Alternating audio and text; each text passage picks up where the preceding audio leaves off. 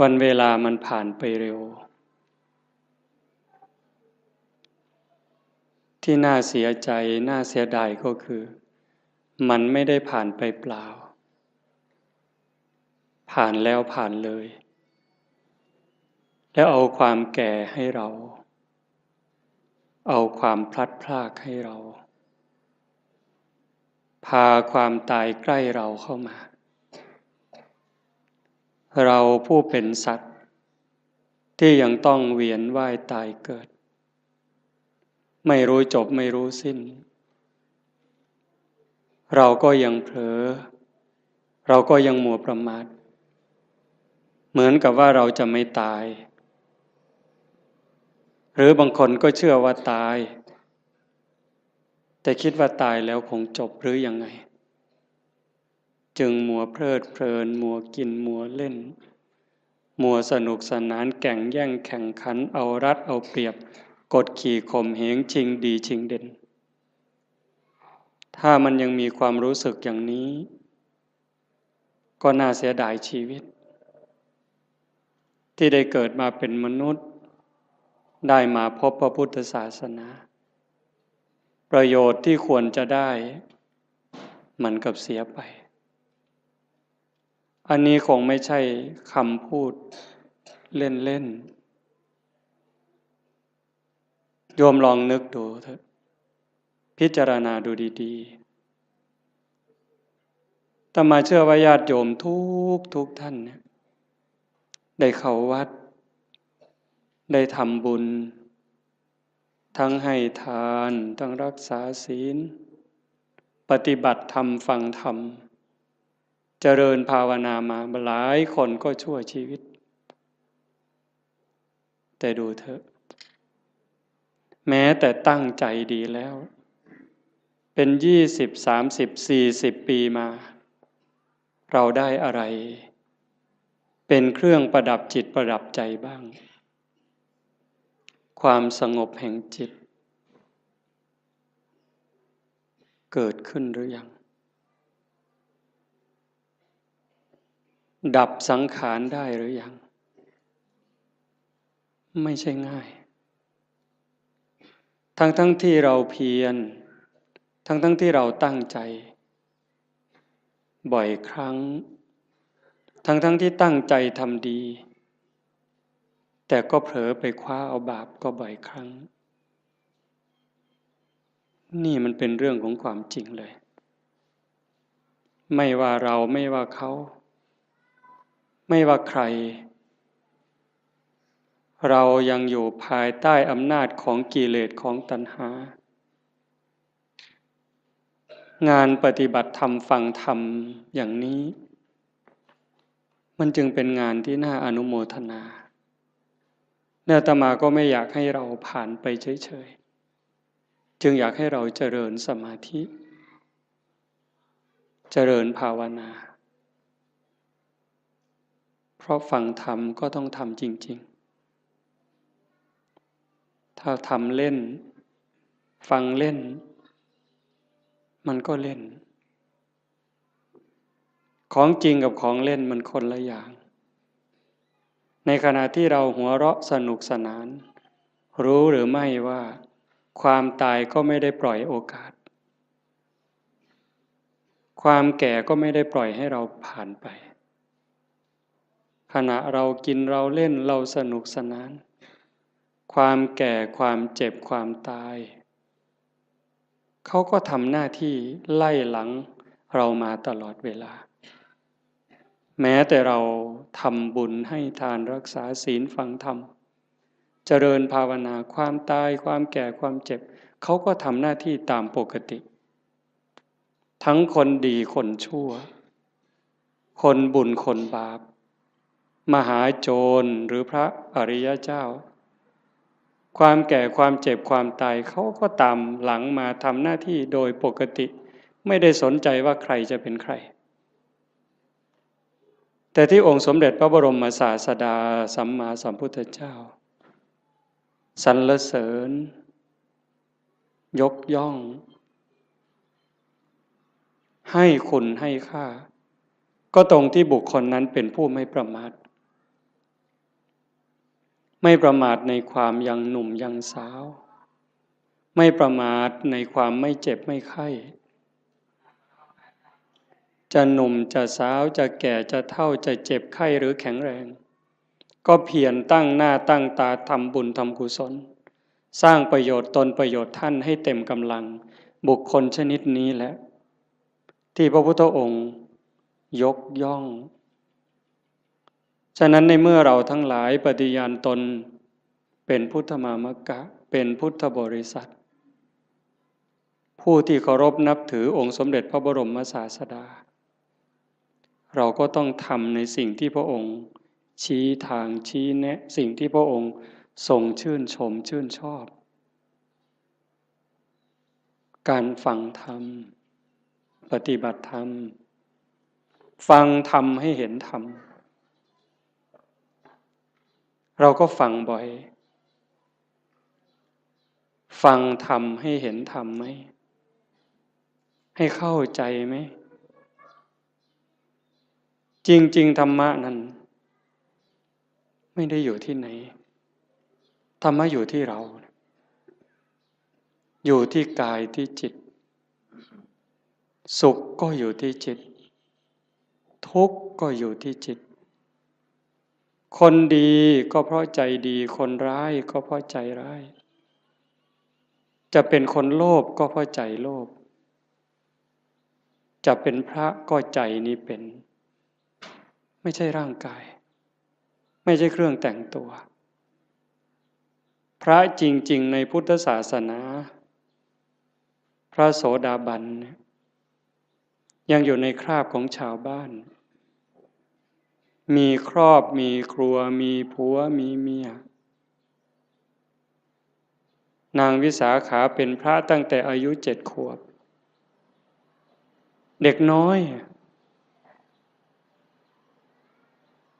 เห็นไหมฉะนั้นเครื่องแต่งตัวนี้ก็เป็นเครื่องหมายเป็นสัญลักษณ์แต่ที่สำคัญที่สุดคือใจในเมื่อใจสำคัญเราก็ต้องมาจัดการที่ใจนี้เป็นหลักการฟังธรรมที่จะให้มันละเอียดลงไปส่งเสริมบรรยากาศของบุญของกุศลของธรรมถ้าเราได้เพียรนั่งสมาธิกลั่นจิตกลั่นใจพอสมควรมันจะถึงละเอียดจิตนิ่งจิตละเอียดก็จะพิจารณาธรรมให้ละเอียดลงไปจริงๆนั้นโยมลองนึกดูชีวิตเถอะตั้งแต่จำความได้จนวันนี้จะเป็นคนหนุ่มคนสาวก็ตามกลางคนก็ตามจนถึงผู้เฒ่าผู้แก่หัวงอกหัวขาวเนี่ยโยมลองนึกดูว่าในชีวิตเราเนี่ยมันเคยมีความสุขจริงๆบ้างไหม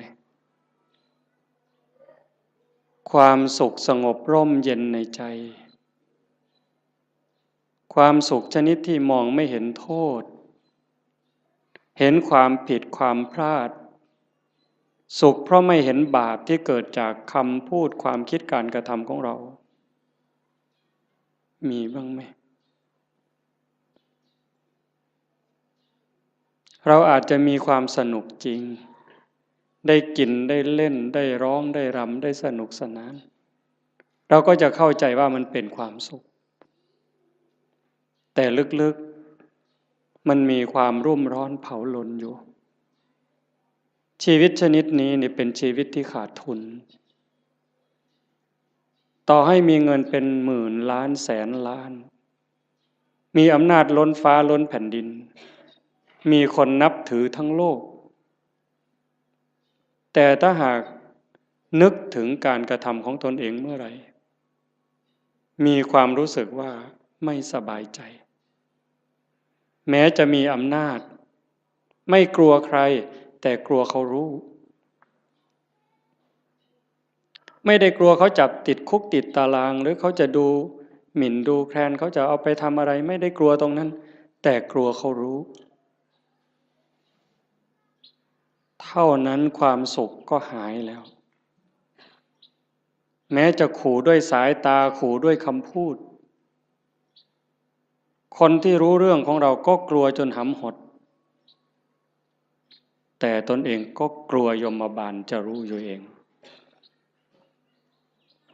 ชนิดนี้แล้วมันหาความสุขไม่เจอความสุขสงบร่มเย็นจริงๆไม่ได้ตรงกันข้ามต่อให้ยากจนข้นแค้นหูหนวกตาบอดขอทานเลี้ยงชีวิตหากพิจารณาดูแล้วคำพูดความคิดการกระทำของตัวเองนึกถึงทีไรแล้วชื่นใจอิ่มใจภูมิใจสบายใจยิ่งคนรู้คนก็จะมีความสุขตามจะมีความภาคภูมิใจด้วยนั่นแหละเป็นความสุขจริงๆแม้บุคคลพวกนั้นจะตาบอดหูหนวกขอทานเลี้ยงชีวิตแต่นั่นคือเศรษฐีนั่นคือคนรวยรวยบุญรวยกุศลวันนี้เป็นวันฟังธรรมวันธรรมสวนะญาติโยมอำเภอโพนทรายอำเภอสุวรรณภูมิอำเภอรัตนบุรีบางกลุ่มบางหมู่บ้านได้มารวมกันฟังธรรมที่วัดบ้านโพนทองแห่งนี้แต่มาว่าคนไม่มีบุญเนี่ยก็จะไม่มีโอกาสมาร่วมงานบุญแบบนี้ไม่สนใจไม่ใส่ใจเป็นเรื่องธรรมดาเป็นเรื่องปกติที่พระพุทธองค์บอกว่าคนทั้งหลายสัตว์ทั้งหลายนี่ที่เกิดมาในโลกนี้เมื่อสิ้นชีวิตตายจากโลกนี้ไปโอกาสจะไปแออัดยัดเยียดกันอยู่ในอบายภูมิมีนรกเป็นต้นนั้นมากมายเหมือนเม็ดดินในภูเขาหิมาลัยมีส่วนน้อยเท่ากับดินที่ติดในเล็บมือที่ตัดสั้นๆเสมอเนื้อเพียงแค่นิ้วเดียวที่เมื่อสิ้นลมหายใจแล้วจะต้องไปอุบัติบังเกิดอย่างสุคติโลกสวรรค์มีน้อยนิดเดียวเหมือนกับดินที่ติดในเล็บที่ตัดสั้นๆเสมอเนื้อแต่ส่วนใหญ่จะไปแออัดยัดเยียดกันอยู่ในนรกบ้างเปรตบ้างอสุรกายบ้างสัตว์เดรัจฉานบ้างมากมายเหมือนเม็ดดินในภูเขาหิมาลัยยิ่งเวลาปัจจุบันมันยิ่งเด่นชัด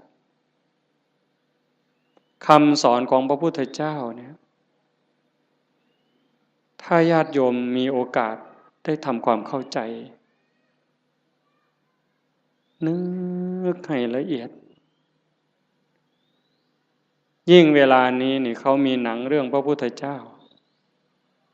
โยมดูดีๆมีเวลาดูแล้วก็มองกว้างๆอย่าเชื่อทันทีแต่มองกว้างๆมองลึกๆกว้างด้วยลึกด้วยไกลด้วยโยมจะเห็นความสะอาดความบริสุทธิ์หมดจดงดงามความเมตตาอันยิ่งใหญ่ขององค์สมเด็จพระบรมศาสดาถ้าพูดภาษาเรามีความห่วงใยมีความสงสารเห็นอกเห็นใจห่วงใยสัตว์ทั้งหลายเหลือประมาณจะหาใครเทียบเท่าขี้ฝุ่นของพระองค์ไม่ได้นอกจากมีความเมตตาความปรารถนาดี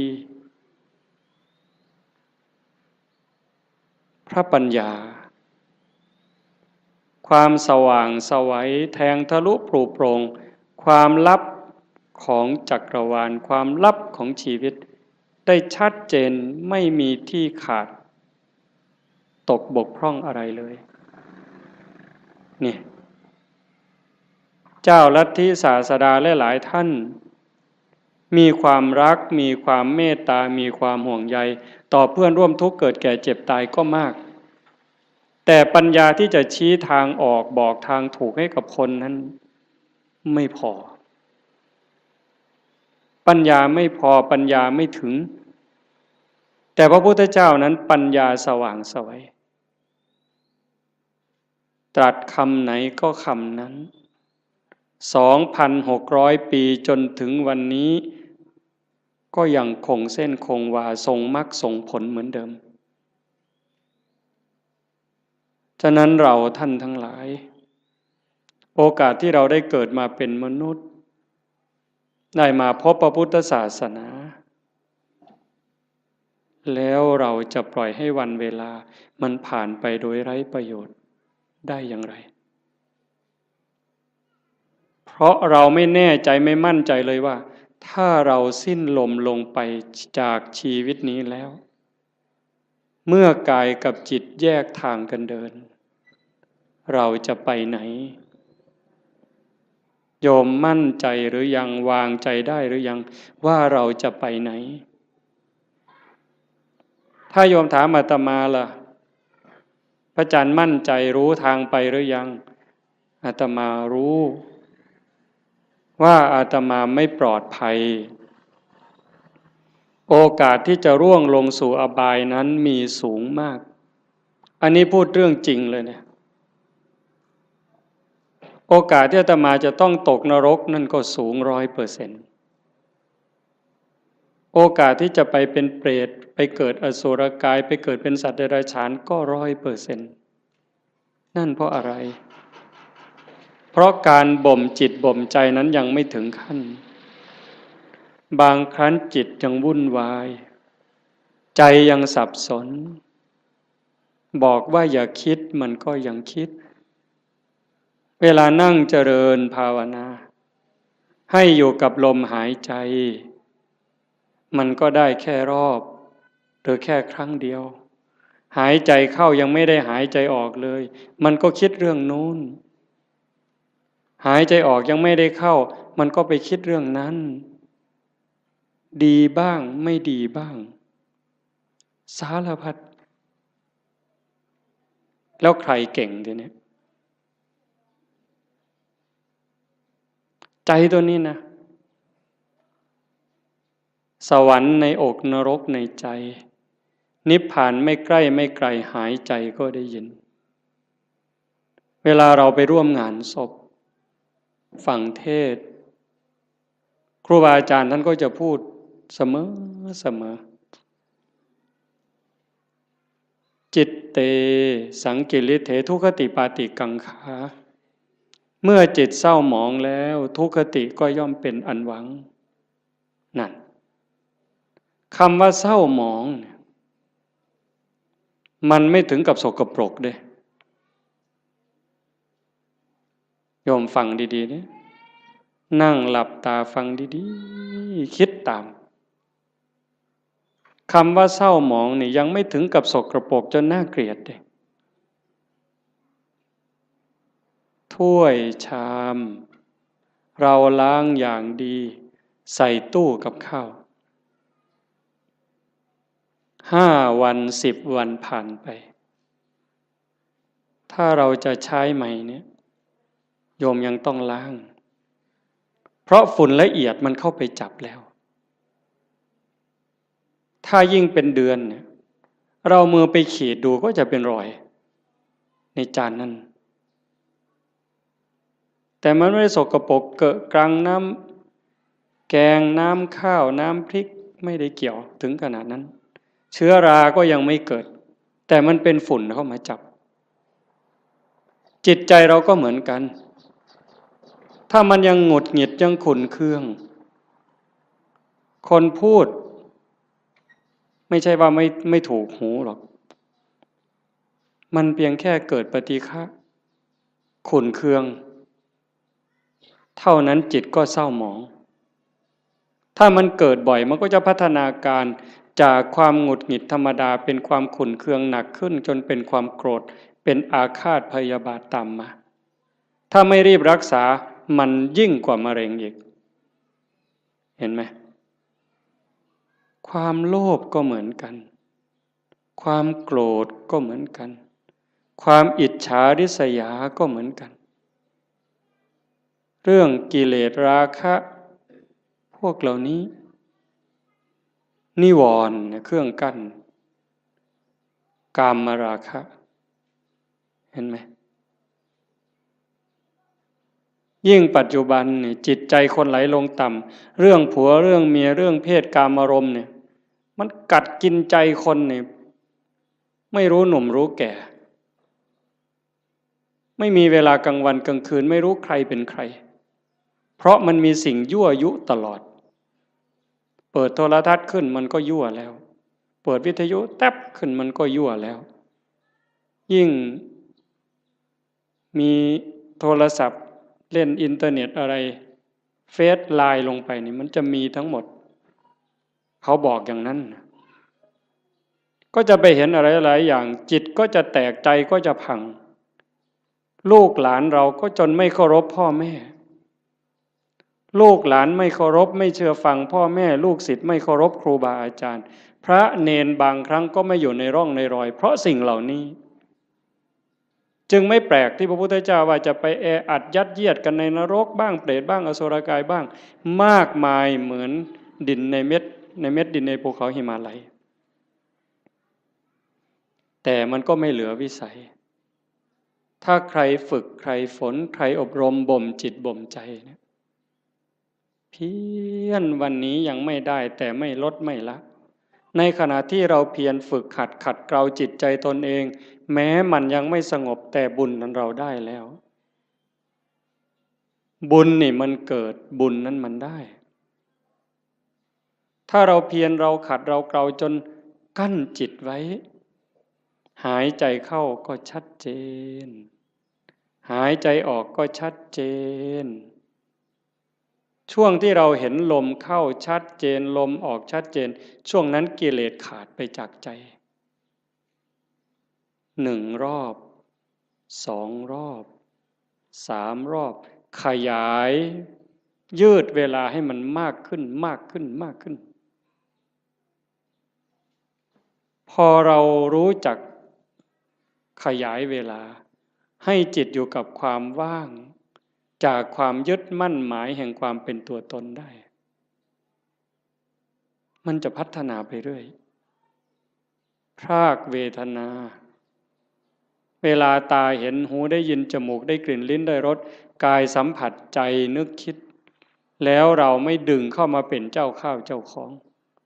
รู้แล้วก็ปล่อยมันเป็นเรื่องของธรรมชาติกลับมาอยู่กับอารมณ์ขององค์พระกรรมฐานไว้เรื่อยๆถ้าเราทำได้อย่างนี้บ่อยๆนั่นเก่งแล้วแกร่งแล้วถ้าเรารักษาจิตสภาพนี้ไว้ได้ในขณะเป็นอยู่ในขณะเจ็บป่วยหรือขณะใกล้ตายจิตเราก็จะไปอีกทางหนึ่งจิตเตอสังกิริเถสุขติปาติกังขาเมื่อจิตไม่เศร้าหมองแล้วสุขติก็ย่อมเป็นที่หวัง เรื่องนี้มันอาจจะฟังยากไม่สนุกฟังแบบหนึ่งมันไม่สนุกเลยแต่ถ้าคนรักตนเองล่ะถ้าคนที่รักตนเองสงสารตนเองห่วงใยตนเอง ห่วงใยจิตวิญญาณตนเองนี่ฟังเรื่องนี้นี่มันจะสนุกมากมันจะดูดไปเลยฟังแล้วสนุกอยากติดตามอยากทำความเข้าใจมันจะติดตามแต่ติดตามเฉยๆมันก็จะไม่รู้ถ้าเราฝึกด้วยอย่างตอนนี้เนี่ยเอาคนที่พอสู้ได้เด้ยืดตัวตรงๆหายใจเข้ายาวๆลึกๆทำใจสบายๆปล่อยลมยาวๆสบายไม่กดไม่เกร็งพยายามตามเข้าตามออกหรือดูที่จุดลมกระทบถ้ามันเห็นอย่างนั้นความอิ่มใจมันจะเกิดวัน1 2 3 วันนี่ยังไม่เท่าไหร่ ถ้าเราทำไปเรื่อยๆผ่านวันที่3ผ่านวันที่4น้ำตาเริ่มมีนึกอะไรน้ำตาก็จะไหลมีความทุกข์ความวิตกกังวลพอน้อมจิตมาดูลมให้แนบสนิทสติดูที่จุดลมกระทบแนบสนิทลากลมละเอียดละเอียดเข้ายาวออกยาวความรู้สึกเป็นสุขอิ่มเอิบใจมันก็เกิดมาอันนี้ยังไม่ใช่วิเศษวิโสอะไรหรอกเป็นเรื่องธรรมดาถ้าเราทำไปเรื่อยๆเรื่อยๆกลั่นจิตกลั่นใจของเราอย่างนี้บุญนั่นมันมากกว่าทอดกฐินเป็น800 ล้านไม่ต้องลงทุนลงแรงเลยนะบุญนี่มันต้องใช้ทุนใช้เงินใช้ทองอยู่ในบางเรื่องทานเนี่ยแต่ว่าการยกจิตยกใจเนี่ยมันไม่ได้ใช้อาศัยบ้างนิดหน่อยการให้ทานเป็นเพียงแค่เครื่องประดับจิตประดับใจให้จิตใจได้อิ่มเอิบได้เป็นเครื่องหมายแต่ถ้าเราทานตัวนี้บริจาคความโกรธบริจาคความหงุดหงิดขุ่นเคืองความเห็นแก่เนื้อแก่ตัวความรู้จักเอารัดเอาเปรียบเนี่ยพยายามสลัดสิ่งนี้ออกไปให้ทานความสะดวกสบายออกไปฝึกฝนอบรมตนพอเราทำอย่างนี้บ่อยๆบ่อยๆมันจะได้ติดในองค์อาตมารับประกันเลยนะรับประกันแม้เราจะทุกข์จะยากจะเหน็ดจะเหนื่อยปวดหลังปวดเอวปวดแข้งปวดขาก็เถอะเมื่อเราเพียรทำเข้าทำเข้าทำเข้ามันจะรู้สึกชอบรู้สึกยินดีรู้สึกพอใจแม้บางครั้งที่เราเผลอพอมันทำจนชินบ้างแล้วเวลาเราเผลอมันลักมาอยู่กับลมหายใจความรู้สึกตัวสติสัมปชัญญะลักมาอยู่กับลมหายใจเหมือนกับตอนแรกๆเราฝึกกำลังเดินจงกรมกำลังนั่งสมาธิมันลักไปอยู่กับลูกกับหลานลักไปอยู่กับไร่กับนากับทรัพย์สินสมบัติแบบเดียวกันจิตมันกำลังจะไหลมาทางดีนี่นะเป็นสิ่งที่เราจะได้พึ่งพาอาศัยญาติโยมฟังอีกครั้งสิ่งที่เรากำลังมาทำไม่ว่าจะเป็นการให้ทานก็ตามการรักษาศีลนี่ก็ตามการฟังธรรมเจริญภาวนานี่ก็ตามสิ่งนี้จะเป็นสิ่งที่เราได้พึ่งพาอาศัยชาตินี้ก็ตามชาติหน้าก็ตามชาติต่อไปก็ตามแม้เวลาเจ็บเวลาป่วยเวลาใกล้ตายจะได้อาศัยสิ่งนี้ยิ่งกว่าแก้วแหวนเงินทองแก้วแหวนเงินทองลูกหลานสามีภรรยาจะมีมากมายมียศมีตำแหน่งยิ่งใหญ่ขนาดไหนถึงเวลาเราเจ็บไข้โยมไปดูเถอะอยู่ในหมู่บ้านก็ตามโรงพยาบาลก็ตามถึงคราวเจ็บป่วยหนักเข้าจริงๆเนี่ยคนจะรักเราจะเป็นสามีภรรยาเป็นลูกเป็นหลานเป็นพ่อแม่พี่น้องเพื่อนสนิทมิตรสหายเขาก็ช่วยไม่ได้แบ่งเจ็บไม่ได้แบ่งป่วยไม่ได้ผ่าตัดแทนไม่ได้กินยาแทนไม่ได้แล้วความหวาดกลัวที่มันเกิดล่ะถ้าบอกว่าต้องผ่าตัด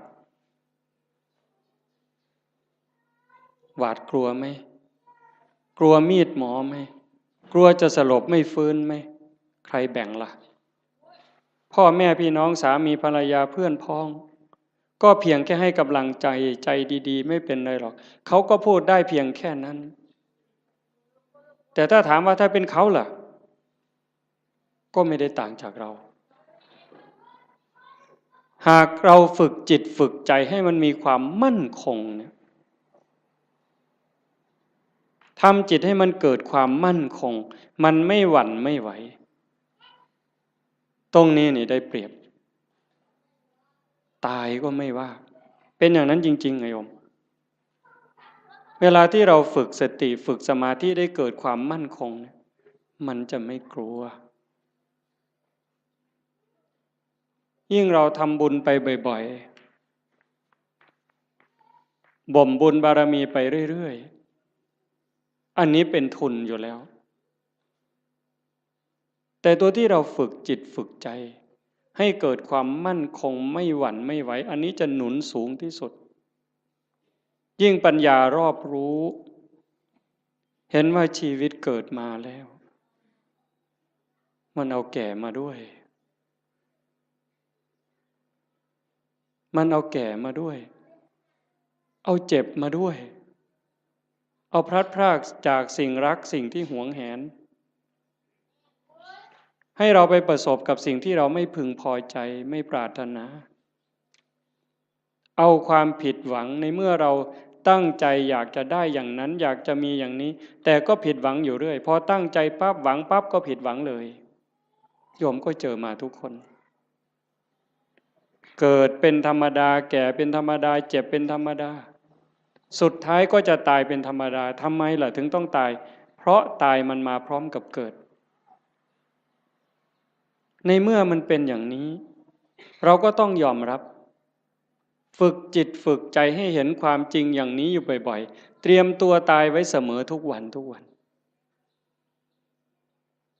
มีคนไปกราบถามหลวงปู่พุทธทาสว่าทำอย่างไร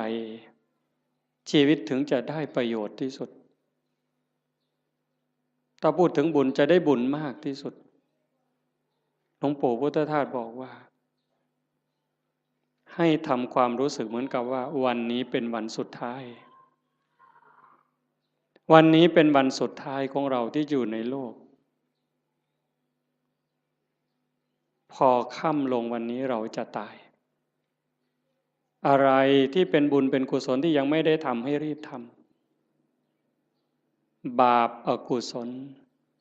อะไรที่ยังไม่ได้ละก็ให้รีบละขัดข้องหมองใจกับใครทำผิดทำพลาดกับใครก็รีบไปขอโทษเขาซะใครทำคุณทำประโยชน์กับเรายังไม่ขอบคุณเขาด้วยปากหรือไม่ได้ขอบคุณเขาด้วยใจก็รีบซะในเมื่อเราขอบคุณเขาขอโทษเขาจิตใจเราจะปลอดโปร่งโล่งเบาขึ้นง่ายต่อการภาวนาอีกจากนั้นก็พิจารณาชีวิตมันไม่มีอะไรเป็นของเราเลยโยมดูเถอะอันนี้โยมอย่าเชื่ออาตมานะโยมใช้สมองของโยมธรรมะมันอยู่ที่ใจเราโยมไม่ได้อยู่ที่คำพูดไม่อยู่ในหนังสือไม่อยู่ในพระไตรปิฎกเลยไม่ใช่เลยอยู่ในใจเนี่ยตัวรู้โยมมีพร้อมทั้งหมดทุกคนไม่ได้ต่างกัน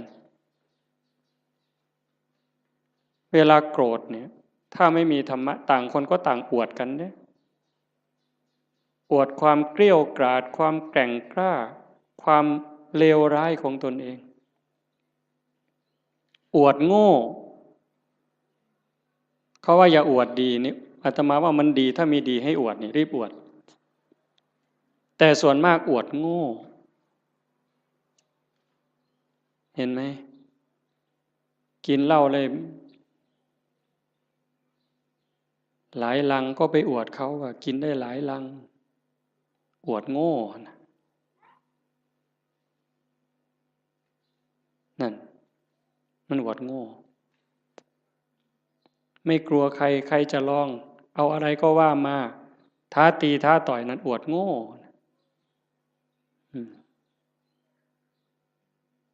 แล้วทำไมว่านั่งสมาธิได้3 วัน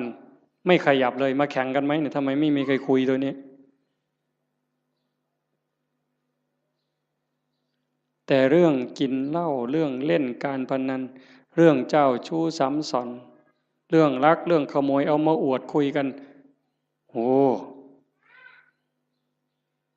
สิ่งที่เอามาอวดมาอ้างกันนั้นถามว่าเป็นบุญไหมไม่มีเลยเป็นประโยชน์ไหมไม่มีเลยแต่เรื่องนั้นทำจริงเด้ทุ่มเทตลอดชีวิตเด้นั่งเล่นไพ่ทั้งคืนนี่ไม่เยี่ยวเลยผุ่นเป็นเก่งแห้งเลยนะบ่ปวดเงี้ยวเลยนะแต่นั่งสมาธิ5 นาทีเนี่ยข่อยทิกแล้วทิกอีกแล้วข่อยจะไปแล้วเนี่ยมึงที่หลังมันโงน ปานนั้นเพิ่นว่าเพิ่นเก่งเนี่ยกันบ่ถูกใจมาอย่าจับกูขามันเพิ่นเด้เบิ่นอยู่ดาวบัดเขาโยใส่ถอยหลังจากรถบัดนี้มันบ่จริงหรอก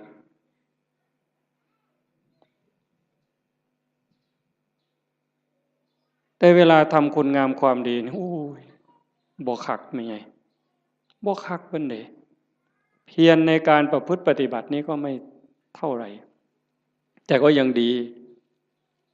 เรามาขนาดนี้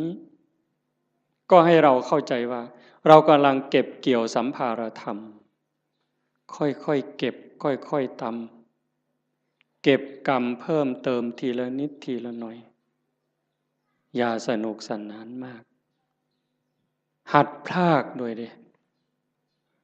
หัดพรากจากลูกจากหลานบ้างเบิ่งจังหนึ่งก็เป็นตะลุโตนย่ายอยู่ดอกกันว่าไปออเสาะเลี้ยงหลานกะยานเขาบ่ให้กินกะทำท่าหักลูกเขาไปสั่นละพอเขาให้อยู่นำที่จริงนี่เขาเห็นหมู่เจ้าหมดประโยชน์แต่โดนแล้วได้หมู่เจ้าฮู้บ่เนี่ยท่านฮู้โตบ่ว่าเขาว่าหมู่เจ้าเป็นคนบ่มีประโยชน์แล้วเด้ซุมื้อใครแน่แต่ครูบาได้พอได้ย่องหมู่เจ้านี่พอได้กินข้าวนำมื้อซื่อเด้คันลองหมู่เจ้าจังหันบ่ได้โลดครูบาก็บ่เบิ่งหมู่เจ้าพอตายคือกันนี่หิฟ้าวเฮ็ดบุญฟ้าวภาวนาลงวัดลงว่าเอาจริงเอาจัง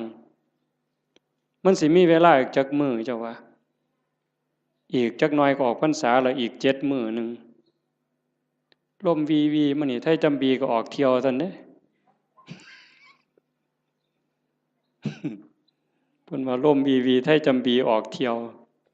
จักสิไปไสแล้วไทยจำบีก็ได้ผู้สิตายแน่นี่ล่ะหาเลิกหายามแล้วเพิ่นสิสึกเพิ่นสิไปรวยเพราะปันเก่าหั่นล่ะมันสิได้พอ3 มื้อบ่หัวตีดินคือเก่าอย่ามาคุยโตเว้ยสิสึกไปเลี้ยงแม่บ่มีผู้อยู่นำพ่อนำแม่เพิ่นโอ้คือดอกโอ้ยบ่เห็นกลุ่มมือจักหลายออกไปปั๊บศพอยู่แก่คันหัวพุ่นบ่พอข้าวตีกันแล้วบักทิศนั่นเพิ่นว่าแม่ยากอีกบัดนี้ไปเว้าค่วมไปเสียค่าเหล้าให้มันบักทิศทิศมาจากคำว่าบัณฑิตผู้ฮู้ผู้ฉลาดฮู้ดีฮู้ชั่วหมดแล้วเป็นหยังจังไปฆ่ากันตีกันให้แม่ยากแหวงให้แม่ไปเสียค่าเหล้ามันปลอมบวชมันจะ3 ศาสตร์พุ่นเนาะครูบาเขียวเจ้าของมันหูดำหูแดงมึงนะเพราะว่าโอกาสที่จะอยู่ในสภาพเช่นนี้เวลาที่จะเก็บเกี่ยวบุญกุศลฝึกตนเองแบบนี้มันไม่มีจะหมดโอ้ว่าแล้วก็เรื่องหนึ่งเด้อยายเด้อจะว่าเรื่องดีก็ดีเด้เรื่องน่าสลดใจก็น่าสลดใจแต่ทุกอย่างมันมีคู่ในความชั่วก็มีความดีในความรู้สึกสลดใจก็มีความภาคภูมิใจอยู่ในนั้นตอนนี้สามเณรทางจังหวัดศรีสะเกษ19 สามเณรในโรงเรียนนี่แหละเพราะมันป่านนั้นนี่ยังเป็นของจริงอย่าไปเฮ็ดเราเด้อปล่อยแล้วกันสุดยอดแล้วล่ะนะ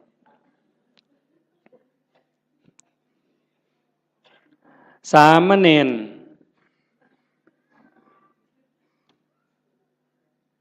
เห็นญาติโยมไปจำศีลเนี่ยฟังดีๆได้เรื่องนี้เนี่ยสามเณรเห็นญาติโยมพ่อใหญ่แม่ใหญ่ไปจำศีลวันพระไปอยู่วัดโยมตั้งใจไปปฏิบัตินิมนต์พระพาเดินจงกรมพระกับผ้ายางจงกรมบ่ได้บูจักดอกเฮ็ดเอาโลดพาทำวัดในขน่อยว่าไปโลดมื้อเจ้านั่นว่าไปโลดบ่แม่นแถว101ได้บ่เพิ่นศรีสะเกษดอกมาหัวเฮ็ดหยังเด้อนี่ครูบาว่าเฮ็ดเอาโลดทำยังไง หลายปีผ่านมา3 ปี5 ปีสามเณรน้อยๆนี่มีใจสามเณรน้อยนี่มีใจขออนุญาตไปปฏิบัติธรรมแบบหนักๆเลยตื่นตี 2นอน4 ทุ่มไม่พูดไม่จา19สามเณรเนี่ยไปเพื่อฝึกเดินจงกรมฝึกนั่งสมาธิเพื่อจะมาพาคุณยายทั้งหลายที่ไปจำศีลในแต่ละวัดเนี่ยสามเณรตั้งแก๊งสามเณรเพื่อจะไปสอนญาติโยมปฏิบัติธรรมเนี่ยตรงที่สลดใจก็คือพระสงฆ์องค์ข้าเจ้าไม่ทำหน้าที่ตรงนี้ตรงที่น่าภูมิใจก็คือลูกเนนนี่ตัวเล็กๆ14 ปี15 ปีรักบ้านรักเมืองรักพระพุทธศาสนานึกถึงบุญคุณข้าวน้ำของญาติโยมที่ใส่บาตรให้ปัจจัยไปเรียนหนังสือ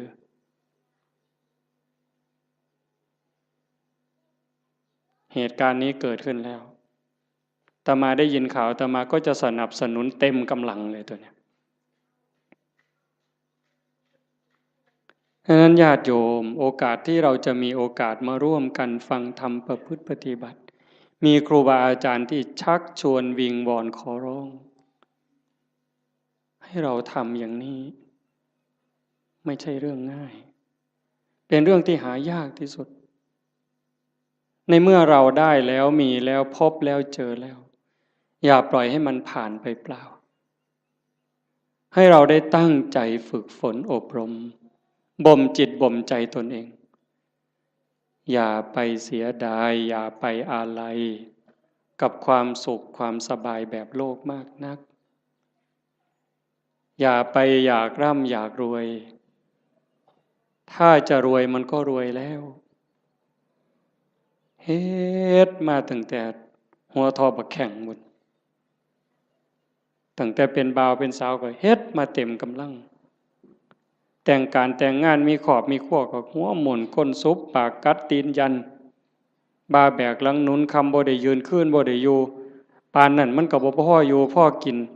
บัดหัวงอกก่อนซ่อนเราสิหวังรวยนี่ห้วยหมู่ข่อยว่าเจ้ากินยาพิษเม็ดแล้วข่อยว่าเนี่ยข่อยว่าเจ้าบ่พบปัวแล้วขันรวยเจ้ารวยแต่เหิงแล้ว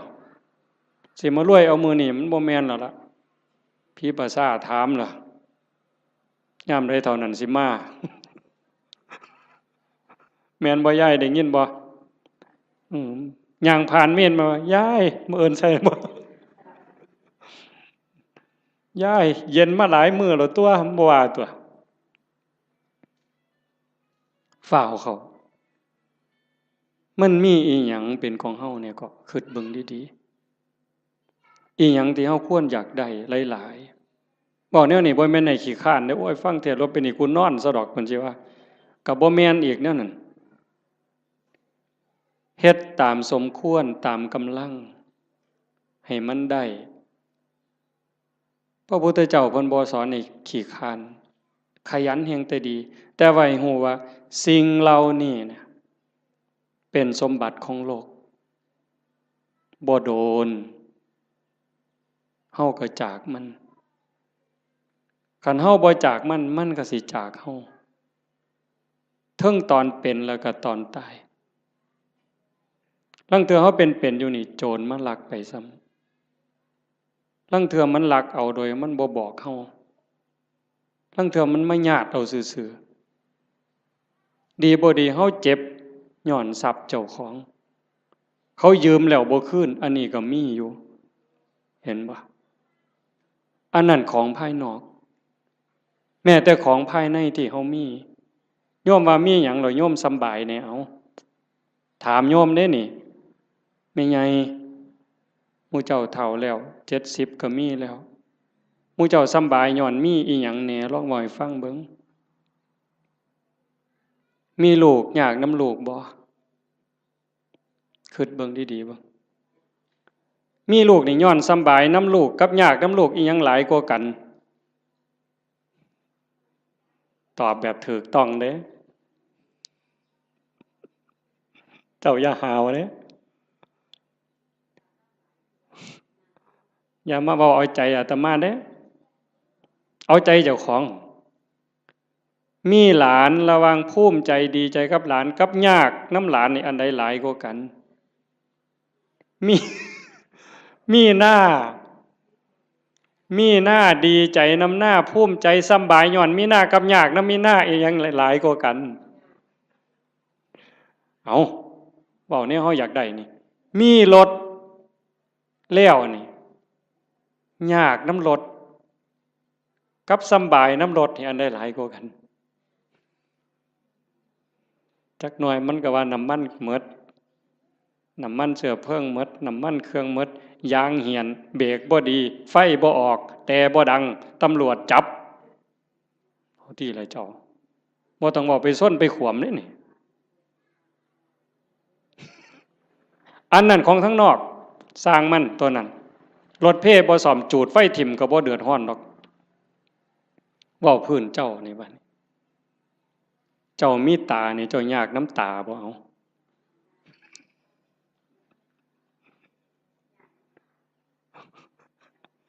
บ่ท่านว่าไปฮอดขาดอกบ่ซ้ำตานี่เอายากน้ำมันบ่นี่มีผมนี่เจ้าว่ายากน้ำผมนี่ซ้ำใดเจ้าว่าตั้งแต่เจ้าเกิดมาตั้งแต่โกนผมไฟตั้งแต่ตัดมาแต่ฮอดพุ่นตั้งแต่พุ่นจนฮอดพี่หมดจักแสนเหรอค่าตัดผมเนี่ยค่าตัดค่าย้อมมันนี่หมดไปจักแสนผู้บางคนผมยื้อผมซื้อกับเฮ็ดให้มันหยองเอาลองเบิ่งเจ้าเอาผู้หยองกับเฮ็ดให้มันซื้อเอาลองเบิ่งบ้าบ่พอปัวเนี่ยเอามันยาวก็ไปตัดให้มันสั่นผู้สั่นไปต่อเอาลองเบิ่งเจ้าผู้ผมดำก็ไปย้อมผมแดงเอาลองลองเบิ่งยากสำเร็จนี่ย้ำผมเหนียวหวยบ่ต้องบอกถึงมันเป็นรังแค่บ่ต้องบอกถึงกับสากับล่างได้นี่ซ้ำยากน้ำสียากน้ำหวีมันนี่ก็พอแห้งแล้วมือหนึ่งหวีแสกกลางมือหนึ่งเป๋ไปทั้งซ้ายมือหนึ่งเป๋ไปทั้งขวามือหนึ่งหวีเสยไปทั้งหลังขย่อมพ่อใหญ่กำนันเนี่ยหมอหนึ่งหวีทั้งงอนมาปกไว้หน้าผากเนี่ยโอ้ร้องเบิ่งที่ละคนมันยิ่งยากสำเร็จยากสำน้ำผมซื่อๆเนี่ย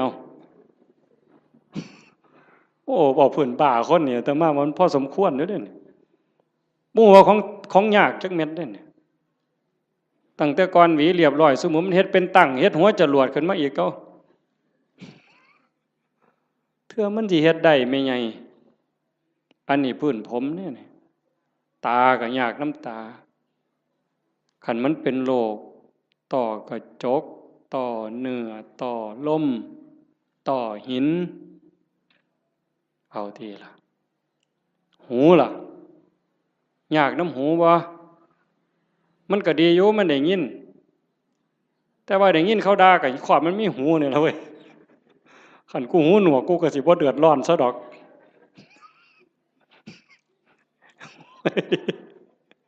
มึงที่ละว่ามันดีบนไหนล่ะพระเจ้าว่าบ่เนี่ยพระพุทธเจ้าเพิ่นสอนกรรมฐานนี่หลวงพ่อเจ้าคณะอำเภอหลวงพ่อเจ้าคณะตำบลเป็นอุปชฌาย์พร้อมบวชเนียนก็ตามเลยเพิ่นให้เฮียนกรรมฐานเกษาผมทั้งหลายโลมาขนทั้งหลายหน้าขาเล็บทั้งหลายตะโจอีหยังทันตาฟันตะโจหนังผมขนเล็บฟันหนังตั้งแต่ขนตาซื่อๆนี่ไม่ไงยากบ่ขนตาเจ้าวะมันก็บ่ได้ยากนะมันปานใดล่ะมันอยู่ซื่อๆบัดมันโลนเข้ามาแท่งเข้าทั้งในนี่เจ้าโอ้ยกูมาคือละงนหวยคักแต่น้อ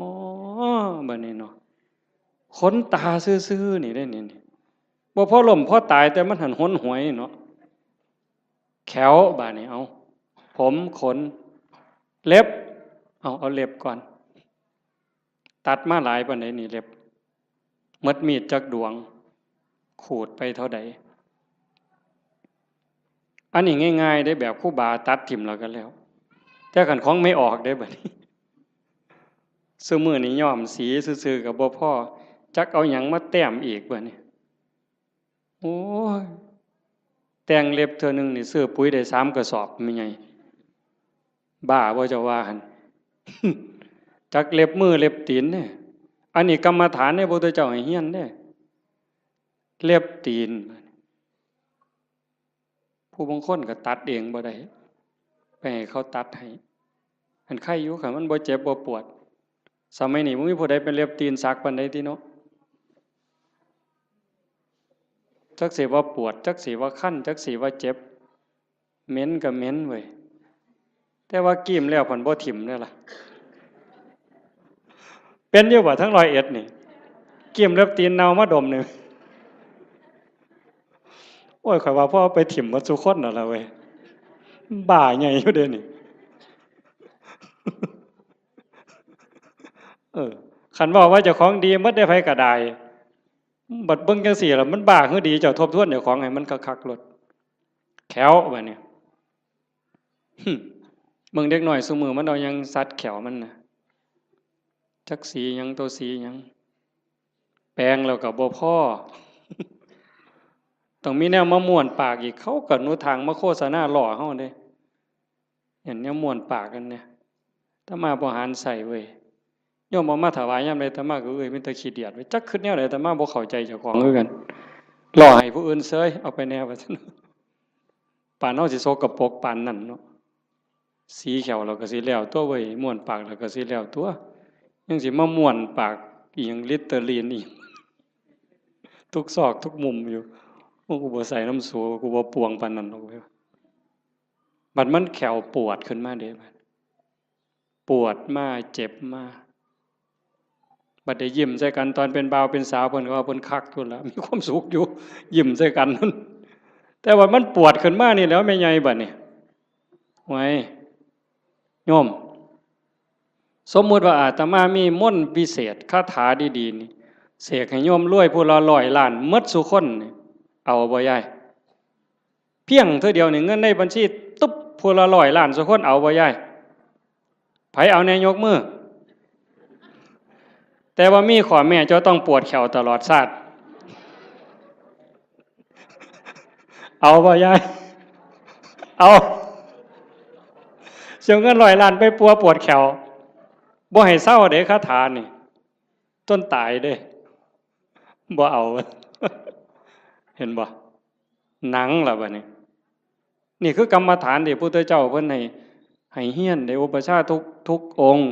บวชเน้นบวชพระต้องให้เฮียนปัญจกะกรรมฐานหนังออนซ่อนหนังกันนี้ได้คนเนาะไม่ออกคันผู้ใดบุญหลายเพิ่นรักษาศีลไว้ดีให้ท่านรักษาศีลมีเมตตาเกิดมาชาติหลังนั้นเพิ่นสิเป็นคนมีผิวขาวผิวงามผิวเนียนดำก็ดำงามมันเนาะขาวก็ขาวงามผิวเกลี้ยงใสบ่มีฝ้าบ่มีสิวบ่มีกระ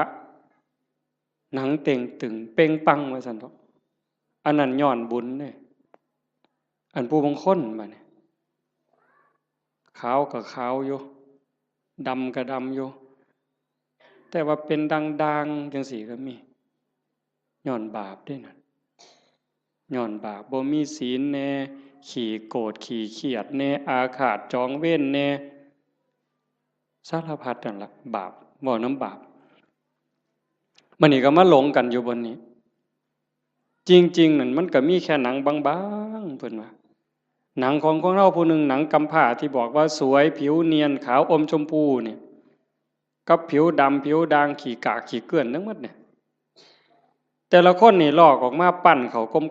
ลมๆนี่ทอกับบักท่านหน่วยเดียวซ้ำนี่นึงนี่ห่อไว้ซ้ำนี่ล่ะมองเฮาหลงกันว่างามบ่งามก็ซ้ำนี่ล่ะแต่คันขูดหนังกำพร้านั่นออกมาปึ๊บมันสิคือกันหมดพอแต่ไต่หนังกำพร้าลงไปปั๊บก็สิมีน้ำเลือดน้ำเหลืองน้ำหนองแดงใจว้ายอยู่จังซั่น ตับไตใส่พุ่งก็ยากน้ำมันเมิดอันนี้เว้าถึงมีอันไหนยากน้ำอันนั้นเด้ท่านฝ่าหลงประเด็นเด้มีผมก็ยากน้ำผมมีขนก็ยากน้ำขนมีตาก็ยากน้ำตามีหูก็ยากน้ำหูแขวก็ยากน้ำแขวแปลงฟันตั้งแต่เกิดมาจนหอดมื้อนี้เป็นตาอิ่มเป็นตาเบื่อบ่เจ้าว่าอาบน้ำล้างหนังนี่ก็ตั้งแต่ไตมาล่ะก็ยังบ่ทันแล้วอยู่เด้จนก็เอาน้ำร้อนล้างเทื่อสุดท้ายมันยังจบบ่ได้ล้างเองดอกตอนนั้น ก็ล้างให้จังสิเศร้ามีตับก็ยากน้ำตับยากบ่อันเฮาบ่ทันว่าเป็นโรคตับนี่เฮาบ่งึดน้ำมันปานใดเด้แต่คันเขาว่าเป็นโรคปั๊บยากล่ะมีไตยากน้ำไตมีปอดยากน้ำปอดมีอันใดยากน้ำอันนั้นสุดท้ายก็ย้อนมีชีวิตก็จังได้ยากพระพุทธศาสนาเพิ่นสอนบ่ให้เกิดคันบ่เกิดเสียอย่างเดียวจบปัญหาที่เขาต้องมาถูกข์มายากมาลำบากลำบนมาเกิดมาแก่มาเจ็บมาตายนี่ย้อนมันมีเกิดเฮ็ดจังไดจังสิบ่ได้เกิด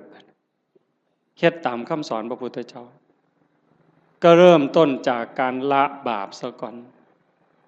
ละบาปบ่ทำบาปด้วยกายวาจาใจแล้วก็ทำบุญกุศลให้หลายๆทำบุญด้วยกายด้วยวาจาด้วยใจให้ทานรักษาศีลเจริญภาวนาฟังเทศน์ฟังธรรมอ่อนน้อมถ่อมตนก็เฮ็ดอยู่จังสิเพียรประพฤติปฏิบัติขัดเกลาเจ้าของเฮ็ดบุญกุศลให้ได้หลายแล้วก็ฝึกชำระจิตชำระใจให้มันสะอาดบริสุทธิ์เฮ็ดหยังลงไปแล้วให้มันผ่านไปได้บ่คันบ่ภาวนานี่จบเลยบัดนี้ตรงนี้ใส่เวลาอีกจักนิดนึงสะจิตตะปริโยทปนังชำระจิตให้ขาวรอบจากการละบาปมาบำเพ็ญบุญกุศลให้หลายๆเป็นเครื่องรอเลี้ยงเป็นเครื่องจูงจิตจูงใจยกจิตยกใจแล้วมาว่างฝึกปล่อยฝึกว่างโดยเฉพาะเจริญพระกรรมฐาน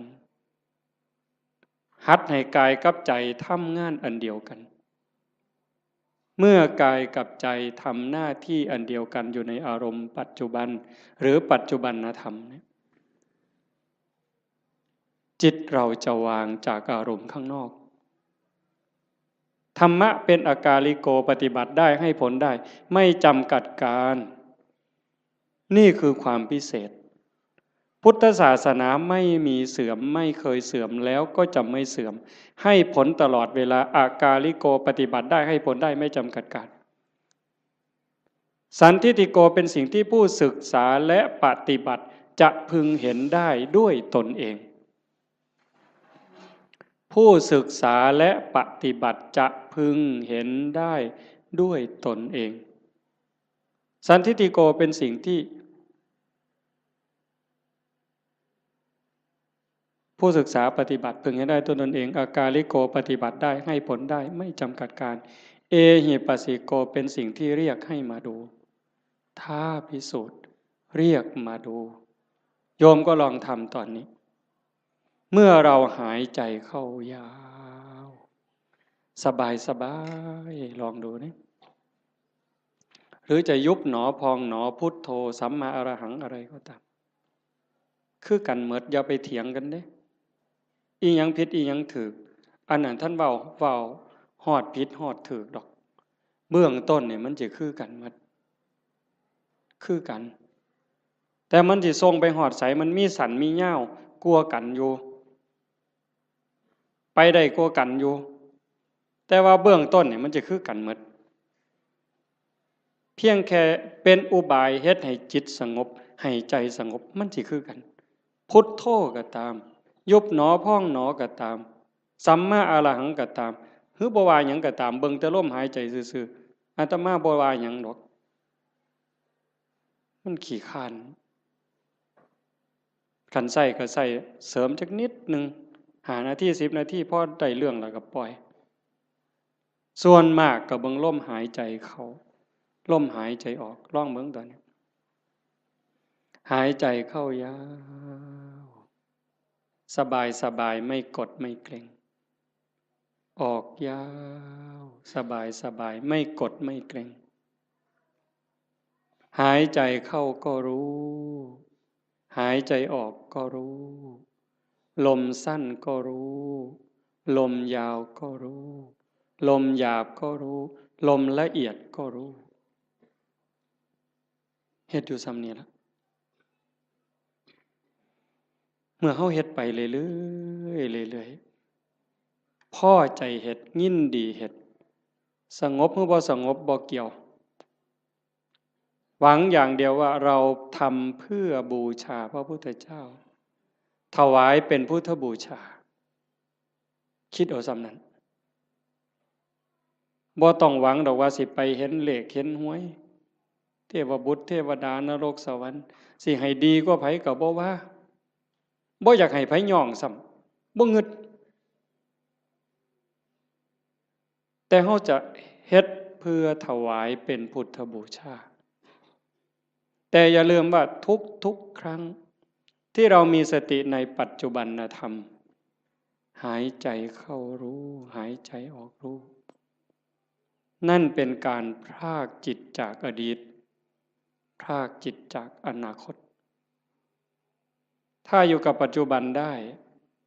นั่นคือชำระจิตอยู่ตลอดถ้าเราย้อนไปสู่อดีตปั๊บความทุกข์จะเกิดทันทีอย่าเชื่อเด้ผู้ศึกษาและปฏิบัติจะพึงเห็นได้ด้วยตนเองเด้เมื่อจิตย้อนไปสู่อดีตจะเป็นต้นเหตุทันทีจิตที่ส่งออกนอกเนี่ยเป็นสมุทัยผลที่เกิดจากจะส่งจิตออกนอกเนี่ยจะเป็นทุกข์ย้อนไปอดีตปั๊บคือเห็นตอนเป็นบ่าวเป็นสาวมือเจ้าไปเลี้ยงงัวไปจีบกันเป็นยังไงคือหอดความเก่าความหลังจิตหล่องลอยไปแล้วลังเธอก็ดีใจก็ย้อนความหลงนั่นแหละทุกข์ได้ฮะเห็นเขาว่าให้เสียใจเห็นเขานอกใจคือคนนั้นด่าคนนี้ว่าเฮาคนนั้นเอาเปรียบเฮาทุกข์อีกโกรธอาฆาตเป็นทุกข์เห็นบ่ขันบ่ย้อนไปอดีตเตลิดไปสู่อนาคตมื้ออื่นสิเป็นจังใดสิกินหยังอยู่หยังลูกสิเป็นจังใดหลานสิเป็นจังใดทุกข์อีกล่ะวาดวิมานในอากาศหวังกระทุกข์แต่ขันอยู่กับปัจจุบันปั๊บย้อนกลับมาอยู่ในลมหายใจหรืออยู่ที่พุทโธหรือสัมมาอรหังยุบหนอพองหนอปั๊บจิตพรากจากอดีตพรากจากอนาคตมาอยู่กับปัจจุบันจิตจะมีความสงบขึ้นมาถ้าเขาทำให้มันต่อจากหนึ่งรอบหายใจเข้ายาวรู้ออกรู้หนึ่งรอบเข้ายาวออกยาวสองรอบขันติดต่อกันหนึ่งรอบสองรอบสามรอบสี่รอบเก่งเด้บ่เฮ็ดได้ง่ายปานใดเด้ลองเบิ่งนี่เอายืดตัวตรงๆสบายๆแขนขาบ่ต้องเกร็งหายใจเข้ายาวออกยาวให้มันเห็นหนึ่งรอบถือว่าเก่งแล้วเห็นลมเข้ายาวๆออกยาวๆแบบจิตบ่แป๊บๆบ่ไปทั้งหน้าบ่มาทั้งหลังแต่อยู่กับหม่องจุดลมกระทบหรือสิตามลมไปก็ตามเห็นจังสั่นชัดเจนปั๊บนี่แม่ใหญ่ได้บุญหลายกว่าทอดกฐินเด้อเห็นลมเข้าลมออกรอบเดียวนี่ล่ะหายใจเข้าปั๊บสุดปุ๊บมันหยุดนิดนึงมันออกมายาวปึ๊บหยุดปุ๊บซ้ำนี่ได้หลายกว่าทอดกฐินหนึ่งกองขันมันได้สองรอบล่ะหลายกว่ากฐินสามกองขันมันได้สามรอบหลายกว่ากฐินห้ากองเฮ็ดไปเรื่อยความมั่นคงความหนักแน่นความมีเหตุมีผลมันจะเกิดขึ้นมาเลยอาตมาเห็นแนวนั้นเด้ความมั่นคงความบ่ย้านบ่หวั่นบ่เกรงคันมันถึกแล้วก็ถึกโลด ตรงนี้มันจะเป็นสมบัติซอยเฮาย่ามเจ็บย่ามไข้ย่ามผิดหวังย่ามสมหวังมันก็จะไหลไปเรื่อยจากการได้ความสงบความร่มเย็นบางสีบ่หาแต่หลายดอกบ่ทันเก่งอีหยังดอกซำนั้นแต่มันจะพัฒนาไปมันจะลุ่มลึกไปโดยลำดับลาดเอียงไปโดยลำดับไม่โกรกชันเหมือนภูเขาขาดพระพุทธเจ้าพูดว่าซั่นเด้ธรรมะของพระองค์นั้นลุ่มลึกไปโดยลำดับลาดเอียงไปโดยลำดับไม่โกรกชันเหมือนภูเขาขาดมันจะคอยเพิ่มคอยเติมคอยเพิ่มคอยเติมความหนักแน่นความร่มเย็นหลายขึ้นความสุขหลายขึ้นนะยายพระพุทธเจ้าเพิ่นบอกว่านัตถิสันติปรังสุขขังความสุขอื่นยิ่งกว่าความสงบไม่มีบ่มีวันเถียงเด้ความสุขอื่นยิ่งกว่าความสงบบ่มีอันนี้เพียงแค่เฮาสงบกายสงบภายนอกการเฮาอยู่บ้านเสียงโทรทัศน์เสียงหมาเสียงแมวเสียงลูกเสียงหลานเสียงวิทยุเสียงมอเตอร์ไซค์เสียงเด็กน้อยตีกันขากันหายแอวหนหูหนหวยจักหยังตัวหยังเป็นจังไดบัดเฮามาอยู่วัดปุ๊บงัวก็บ่ยากหน้าก็บ่ยากหลานก็บ่ยากลูกก็บ่ยากอยู่แต่เจ้าของเป็นจังไดซ้ำนี่สำบายขึ้นอันนี้ทั้งนอกเด้ถ้าใจเฮาที่มันเคยวุ่นวายเดี๋ยวก็ไปฮักเดี๋ยวก็ไปสั่งเดี๋ยวก็อิจฉาเดี๋ยวก็น้อยใจเดี๋ยวก็ดูหมิ่นดูแคลนผู้อื่นรักโกรธเกลียดกลัวทั้งรักทั้งโกรธทั้งเกลียดทั้งกลัวทั้งย่านมันรบกวนจิตอยู่ตลอดขึ้นลงแต่คันเฮาอยู่กับลมหายใจคือพุทโธปึ๊บหายใจเข้ารู้หายใจออกรู้ปึ๊บเข้าหูออกหูเข้าหูออกหูจิตเริ่มนิ่งลงสงบลงสงบลงความอิ่มใจมันจะค่อยเกิดเอาไปเอามาพอ3 มื้อ4 มื้อ5 มื้อนั่งอยู่ซื่อๆน้ำตาก็ไหลดิไม่ออกสิเคยหลายคนเวลาตั้งใจเฮ็ดเนี่ยตั้งแต่คิดฮอดแม่คิดฮอดพ่อคิดฮอดผู้มีคุณคันเพิ่นยังอยู่ก็อยากให้เพิ่นได้เฮ็ดคิดฮอดเพิ่นอยู่ไสน้อมันเฮ็ดแทนบ่ได้เงินแสนเงินล้านก็ซื้อบ่ได้คันเพิ่นตายแฮงแต่คิดฮอดหลายเบิดเพิ่นเว้ากันบ่ฮู้เรื่องจักอยู่ไสชีวิตเฮาก็ได้มาจากเพิ่นเนาะได้อยู่ได้กินก็ย้อนเพิ่นได้เป็นโขเป็นคนมาฮอดมื้อนี้ก็ย้อนเพิ่นสิตอบแทนแนวใดคิดไปจังซี่ก็น้ำตาพังยาวๆๆเฮ็ดจังไดบัดนี้สรุปโอ้ยเฮาก็ต้องเฮ็ดดีแล้วบัดนี้แม่ตายจากพ่อตายจากเพิ่นมาเฮ็ดนำเฮาบ่ได้ชีวิตเฮาก็เป็นของเพิ่นเฮาเฮ็ดดีเพิ่นก็ได้นำสิตั้งใจเฮ็ดดีเว้าก็ให้มันดีเป็นประโยชน์กับตนเองและผู้อื่นอันใดสิเป็นประโยชน์กับโลกกับสังคมกับประเทศชาติกับศาสนาทุ่มเทโลดบัดพ่อก็สิได้นำแม่ก็สิได้นำคนดีมันเกิดขึ้นบ่นี้โยมพอมันจะได้พิจารณาเองของมันจากนี่ผ่านไปก็เก่งไปนำอีกเบิดยามมีแนวมากระทบตากระทบจิตกระทบกายกระทบใจอิหยังก็แล้วแต่มันก็พากได้สติขึ้นมาปึ๊บน้ำตาขูอยู่ๆนี่มันหยุดจึกโลดเฮ้ยโง่ไปแล้วอันนี้บ่แม่นแล้วภาคความรู้สึกนั้นออกมาเป็นจังซี่เด้ยกจิตออกมาเลยเป็นผู้เบิ่งโอ้มันเป็นเรื่องธรรมดาตั่วเกิดแก่เจ็บตายเป็นธรรมดามันก็สิสอนอีกเจ้าสิมาเสียใจหยังตอนนี้ตั้งแต่ตอนเพิ่นอยู่นำเจ้าเจ้าคือบ่เฮ็ดดีนำเพิ่นนอกจากผู้ที่ตายไปแล้วผู้ที่ยังได้เจ้าเฮ็ดดีจังไดกับเขาอีกเจ้าสิมาฮ้องไห้คิดฮอดแต่ผู้ตายบัดผู้ยังเจ้าบ่เบิ่งเอาเจ้าสิเสียใจอีกทีหลังบ่นี่มันก็จะสอนมาเองเจ้าของนี่สอนเจ้าของเป็นจังซี่เด้ยายจากนั้นตาเห็นมัน หูได้ยินจมูกได้กลิ่นลิ้นได้รสสติมันมาท่านปุ๊บเคยหักมันก็สิตัดจึดออกบ่หักเคยเป็นตาสร้างมันสิตัดจึกบ่สร้างนำบ่หักนำบ่สร้างนำบ่ยินดีนำบ่ยินหายนำมันจะอยู่กับมันอย่างเดียวฮอดกินข้าวกินน้ำแซ่บมันก็บ่แซ่บบ่แซ่บมันก็บ่แม่นบ่แซ่บมันหู้ซื่อๆแล้วก็แล้วด่ากับย่องซ้ำกันบัดเจ้าสิสรรเสริญเจ้าสินินทาสิดูถูกข่อยก็ซ้ำเก่ามันเข้าใจอะนี่คือการยกจิตเด้อโยมบ่แม่นเฮาสิมาเอาบุญซื่อๆเด้ครูบาคือกันเด้บวชเอาบุญน่ะมันเป็นเรื่องเด็กน้อยนี่ไงเว้าหมู่เจ้านำนะซะบัดนี้อันพากันมาวัดมาว่ามาฟังเทศน์ฟังธรรมขี่รถไปฟังเทศน์บ้านนั้นบ้านนี้ไปเพี้ยนบ้านนั้นบ้านนี้ไปทำวัดเช้าวัดเย็นน้ำวัดน้ำครูบาอาจารย์ไปเอาบุญน่ะเด็กน้อยเศร้าเล่นเฮือนน้อยได้บ่เดี๋ยวนี้ฮะเรื่องเอาบุญนั้นเป็นเรื่องเด็กน้อยซะแล้วแต่ก็จำเป็นเด้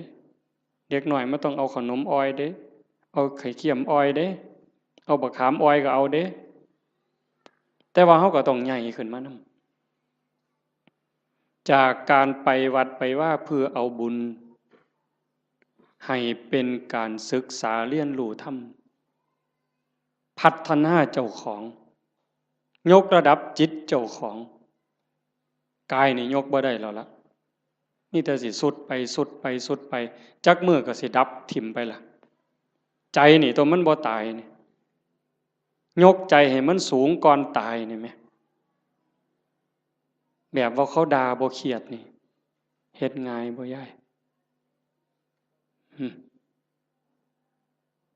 เขารักของบ่เสียดายนี่เฮ็ดง่ายบ่ยากเด้คันเฮาบ่ฝึกมื้อนี้สิไปฝึกมื้อใดบัดจังว่ามาวัดมาว่ามาปฏิบัติคือการมาฝึกเจ้าของยกใจเจ้าของอย่าให้มันไปยินดียินหายอย่ายินดีในเวลากระทบกับอารมณ์ที่น่ายินดีอย่ายินร้ายในอารมณ์ที่น่ายินร้ายมันเฮ็ดบ่ทันใดมื้อนี้ก็เพียรมันฝึกมันฝนมันประพฤติปฏิบัติเฮ็ดเอาคันเฮาเข้าใจแล้วมันจะหูทางเฮ็ดอยู่เด้มื้อเช้าอาตมาบอกโยมวัดโน่นกุลมว่าจากมื้อนี้ไปนี่ให้หาข้อบกพร่องเจ้าของทุกคนหาจุดอ่อนเจ้าของคิดพอปั๊บเขียนใส่กระดาษหน่อยไว้รถนี่เฮามีจุดอ่อนบ่นี้ขี้น้อยใจขี้โกรธหรือมักย่องเจ้าของว่าเจ้าของดีกว่าเขาหลายเห็นให้มันเห็นด้วยใจเข้าใจเจ้าของเบิ่งเจ้าของให้มันคักเห็นจุดอ่อนแล้วก็แก้นั่นล่ะย่อสิดีขึ้นดีขึ้นดีขึ้นดีขึ้นให้หักผู้อื่นสงสารผู้อื่นเห็นใจผู้อื่นให้หลายขึ้นโอ้มันได้ขอคิดหลายอยู่เด้เบิ่งหนังพระพุทธเจ้าโยมเพิ่นเอาไปให้เบิ่งอาตมาก็ได้เบิ่งข้าวนึงเพิ่นคือดีแท้หม้องนี้หม้องประเสริฐหลายสิว่าเครียดให้คนนี่ตั้งแต่เกิดมาเราสิบ่มีจักเม็ดเลยนั่นคือน้ำใจที่เพิ่นฝึกฝนมา20อสงไขยกำไรแสนมหากัปจนลงตัวชาติสุดท้ายนี่ไผสิเฮ็ดหยังก็บ่มีเครียดบ่มีขมบ่มีโกรธบ่มีบ่พอใจบ่มีหงุดหงิดมีแต่เมตตามีแต่เห็นใจโยมก็มีคือกันสภาพจิตนี่แต่มันบ่ทันใหญ่มันบ่ทันเจริญฝึกมันเลี้ยงใจตัวนี้มันใหญ่ขึ้นคันเฮาอยากเป็นคือเพิ่นเด้คันเฮาอยากเป็นคือพระพุทธเจ้าอยากให้พุทธะเกิดขึ้นกับเฮาทุกคนเป็นพุทธะได้เป็นม่านได้ไม่ใหญ่ก็เป็นม่านได้เป็นม่านเจ้าของเป็นพุทธะก็ได้เจ้าสิเลี้ยงหยังในใจเจ้าให้มันใหญ่ให้อภัยให้ไวที่สุด เมื่อวานนี่อาตมาตั้งแต่วันที่12เมิดวัดยึดโทรศัพท์ปิดเข้ากล่องเก็บเข้าห้องใหญ่ปิดประตูล็อกกุญแจเลยแต่อาตมาย่านบ่แน่นอนก็เลยเอามาโทรตอนแรงๆโทรถามโยมคันนี่ว่าเป็นอีหยังเฮ็ดจังไดกันแน่มันนี่มันโยมทางกรุงเทพโทรมาคุยกันเพิ่นก็ว่ามีเรื่องบางอย่างที่บ่พอใจกันอาตมาก็เลยว่าคันท่าคิดว่าเป็นลูกศิษย์พระพุทธเจ้าก็อย่าเครียดคันให้อภัยเป็นลูกศิษย์พระพุทธเจ้าถ้าผูกโกรธเป็นลูกศิษย์พญามารโอ้ยบ่เอาแล้วแนวนี้เว้ยว่าโยมลงเป็นลูกศิษย์พระพุทธเจ้าเพิ่นว่าเอ้าเจ้าเป็นลูกศิษย์พระพุทธเจ้าเจ้าก็อย่าไปเครียดติล่ะเศร้าเครียดติล่ะบ่แม่นผู้ใดให้เจ้าเป็นได้เจ้าเป็นเองแน่นั่นว่าโอ้ยถ้าอย่างนั้นโยมไม่โกรธแล้วเพิ่นว่าถ้าโกรธถ้าแค้นถ้าอาฆาตก็เป็นลูกศิษย์พระเทวทัตหลุดแล้วเจ้าเอาวะล่ะเลยพระเทวทัตไปฮอดลูกศิษย์พญามารพุ่นแต่ขันหูจักให้อภัยผู้อื่นสงสารเมตตาผู้อื่นให้โอกาสผู้อื่นเป็นลูกศิษย์พระพุทธเจ้าพุทธังสรณังคัจฉามิเพิ่นว่าเด้ไม่ไงว่าอยู่บ่พุทธังสรณังคัจฉามิเพิ่นว่าเด้ธัมมังสรณังคัจฉามิสังฆังสรณังคัจฉามิทุติยัมปิแม้ครั้งที่สองตติยัมปิแม้ครั้งที่สามข้าพระพุทธเจ้าถือเอาพระพุทธเจ้าถือเอาพระธรรมถือเอาพระสงฆ์เป็นที่พึ่งเป็นที่ระลึกถึงจะปฏิบัติตามพระพุทธพระธรรมพระสงฆ์บุญเพิ่นเว้าอ่ะแต่บัดเครียดให้หมู่นั่นหน้างอลองค่องเว้ยตัวพระพุทธเจ้าผลมานี่เจ้าโอ้ยจะไปไว้ไสบาปบัดนี้ตัวหลวงพ่อเจ้าคณะอำเภอกับบาปอยู่มันก็บ่ปานตัวพระพุทธเจ้าเด้อตัวครั้งที่1ยังบ่พอได้แม้ครั้งที่2เพิ่นยังว่ายืนยันอีกอยู่นี่ทุติยัมปิแม้ครั้งที่2ตติยัมปิแม้ครั้งที่3ยังเครียดให้หมู่อยู่เบิ่งที่ละกิเลสมันบ่ปล่อยเจ้าง่ายๆได้แม่ใหญ่คันเจ้าบ่ตั้งอกตั้งใจนี่บ่ทันเด้เบิ่งเจ้าของให้คักเด้อสิสรุปแล้วเด้เบิ่งเจ้าของให้ดีๆทบทวนตั้งแต่เฮาเข้าวัดมาจนฮอดมื้อนี้เฮาดีขึ้นกว่าเก่าบ่เฮ้ยยายตัดสินด้วยความเป็นธรรมเด้เจ้าของนั่นล่ะฮู้เองตัดสินเจ้าของว่าดีขึ้นกว่าเก่าบ่ความโลภกูลดลงบ่น้อเวลาไปจำศีลนุ่งผ้าขาวอยู่วัดคันวัดใดเพิ่นให้ตักอาหารบนโต๊ะกูไปก่อนนี่กูเอาขึ้นฮอดผู้ทั้งหลังบ่น้อนี่เบิ่งเป็นแนวใดยังไปสุดโต๊ะยังถอยมาอีก3ก้าวเทมือมาข้างหลังหยุมขนมมอมอีกเทื่อนึงบ่ซ้อมเด้นี่ครูบาก็คือกันเด้กันว่านั่งสมาธิว่าซั่นหมู่พานั่งสมาธิอยู่ศาลาเพิ่นผ่อนไปดอกเดินจงกรมไปทั้งกุดพุ่น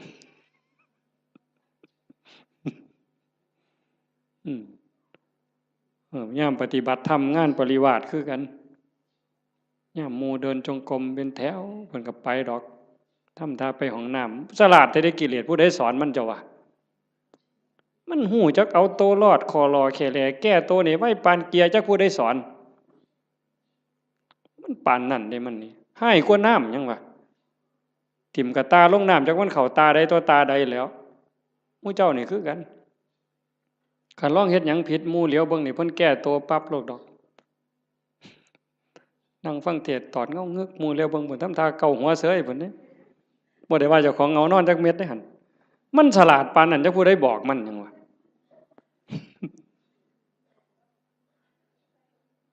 เดินจงกรมงอกไปทั้งกดเพิ่นปั๊บหมุนปึ๊บทำทานั่งในพี่ดอกไว้บ่ไปนั่งน้ำหมู่ดอกหลายเพิ่นว่าเท่านั้นก็โกนเพิ่นว่าเท่านั้นก็ตดเพิ่นว่าเอ้านั่งกดผู้เดียวพี่ดอกเพิ่นว่านั่งคัดตมาดได้ปึ๊บพูดโธพูดโธสมควรแก่เวลาปักฉลาด มึงที่ละมันเจ้าสิรอดมันสันบ่มันต้องอยู่น้ำมูเอาจริงเอาจังน้ำครูบาอาจารย์ตายเป็นตายเอาพ้นบ่ตายกูกับบ่ตายปานนั้นตัวเถื่อมันสิเป็นขู่เป็นคนนี่ไม่ไงตามใจเจ้าของนี่พังหมดหลวงปู่บุญเสริมนี่เรามาอยู่น้ำหลายปีตามใจตัวชั่วระยำเราบ่ว่าธรรมดาเด้ตามใจตัวชั่วระยำแม่นความเพิ่นอาตมาบ่เถียงอาตมานี่ล่ะผู้หนึ่งยิ่งว่าเจ้าของเป็นอาจารย์นี่โหยมือบ่อยากลุกนี่หาว่าเจ้าของเมื่อยพุ่นเด้โอ้ยเฮาเมื่อยเว้ยเพิ่นว่าจะคิดเรื่องหยังต่อเรื่องหยังเรื่องบ้านเรื่องคนแน่ผู้นั้นก็มาถามผู้นี้ก็มาถามบ่ได้พักบ่ได้พรเพิ่นว่ามื้อคืนมาดึกเพิ่นว่าเด้อันลูกวัดบ่ลูกนี่นอนตายนอนกินวัดกินว่าพุ่นเพิ่นว่าคือ ผู้อื่นนี่เอาให้ตายรถเจ้าของนี่โอ้ยขออ้างสารพัดวางต้นปีนี่เขาเฮงว่าสิตายแฮงแต่ได้ทามันกิเลสบัดนี้บ่ต้องลุกดอกเขาว่าเจ้าบ่สบายเขาฮู้หมดวัดละโว้ยบัดเฮ็ดแนวอื่นบัดนี้นะบ่เป็นเรื่องเป็นราวบ่ได้คิดว่าเจ้าของโซ่จักเม็ดบัดนี้เป็นแนวนั้นเด้ทั้งนั้นต้องทบทวนเบิ่งเจ้าของตั้งแต่มือหูจักคว่ำมามือเขาวัดเขาว่ามาจนหอดมือนี่ความโลภลดลงบ่ความอิจฉาโมนี่ลดลงบ่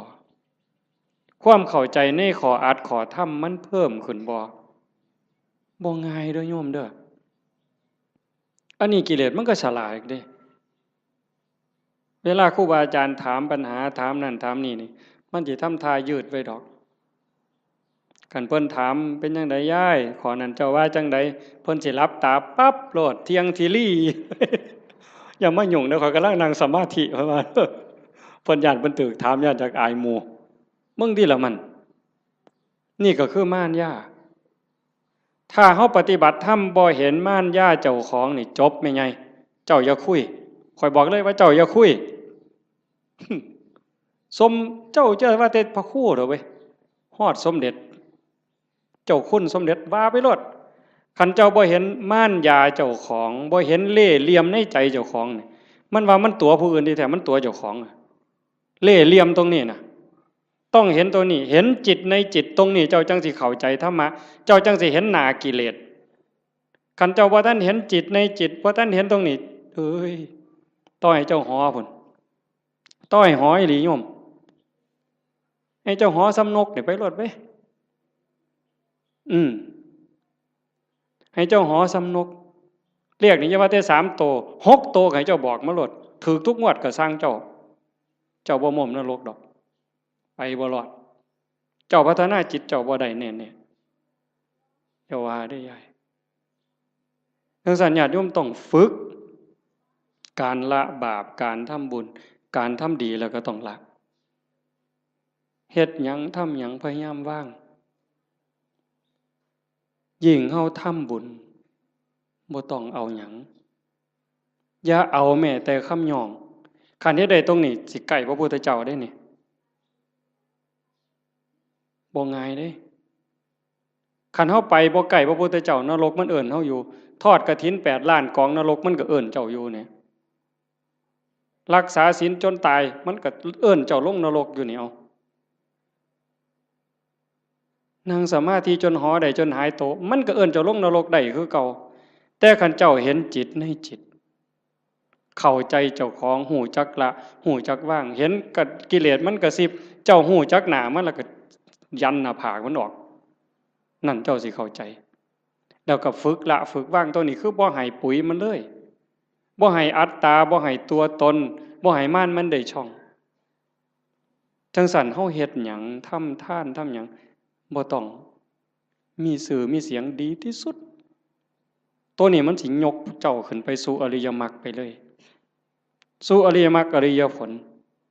แต่ขันยังยากน้ำซื่อน้ำเสียงอยู่นี่ว้ายว่าออกบุญกฐินเด้อว่าตามสมควรหรือตามกำลังก็แล้วแต่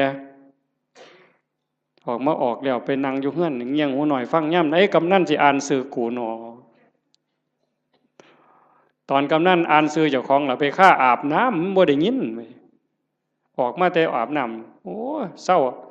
อ่านอีก2 คนหมดเว้ยบ่มีชื่อกูว่ะไทไหนมาฮอดกำนั้นคือบ่อ่านให้ข่อยแน่ล่ะเพิ่นว่าตายเด้นั่นน่ะขาดทุน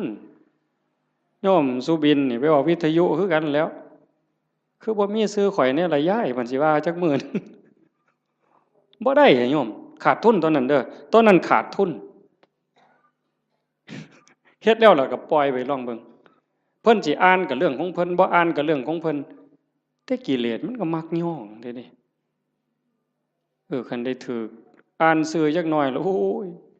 หน้าใครอึ้งลึงกันโลดเข้าเฮือนก็บ่ได้มันคาประตูมันใหญ่หลายอืมฝึกใหม่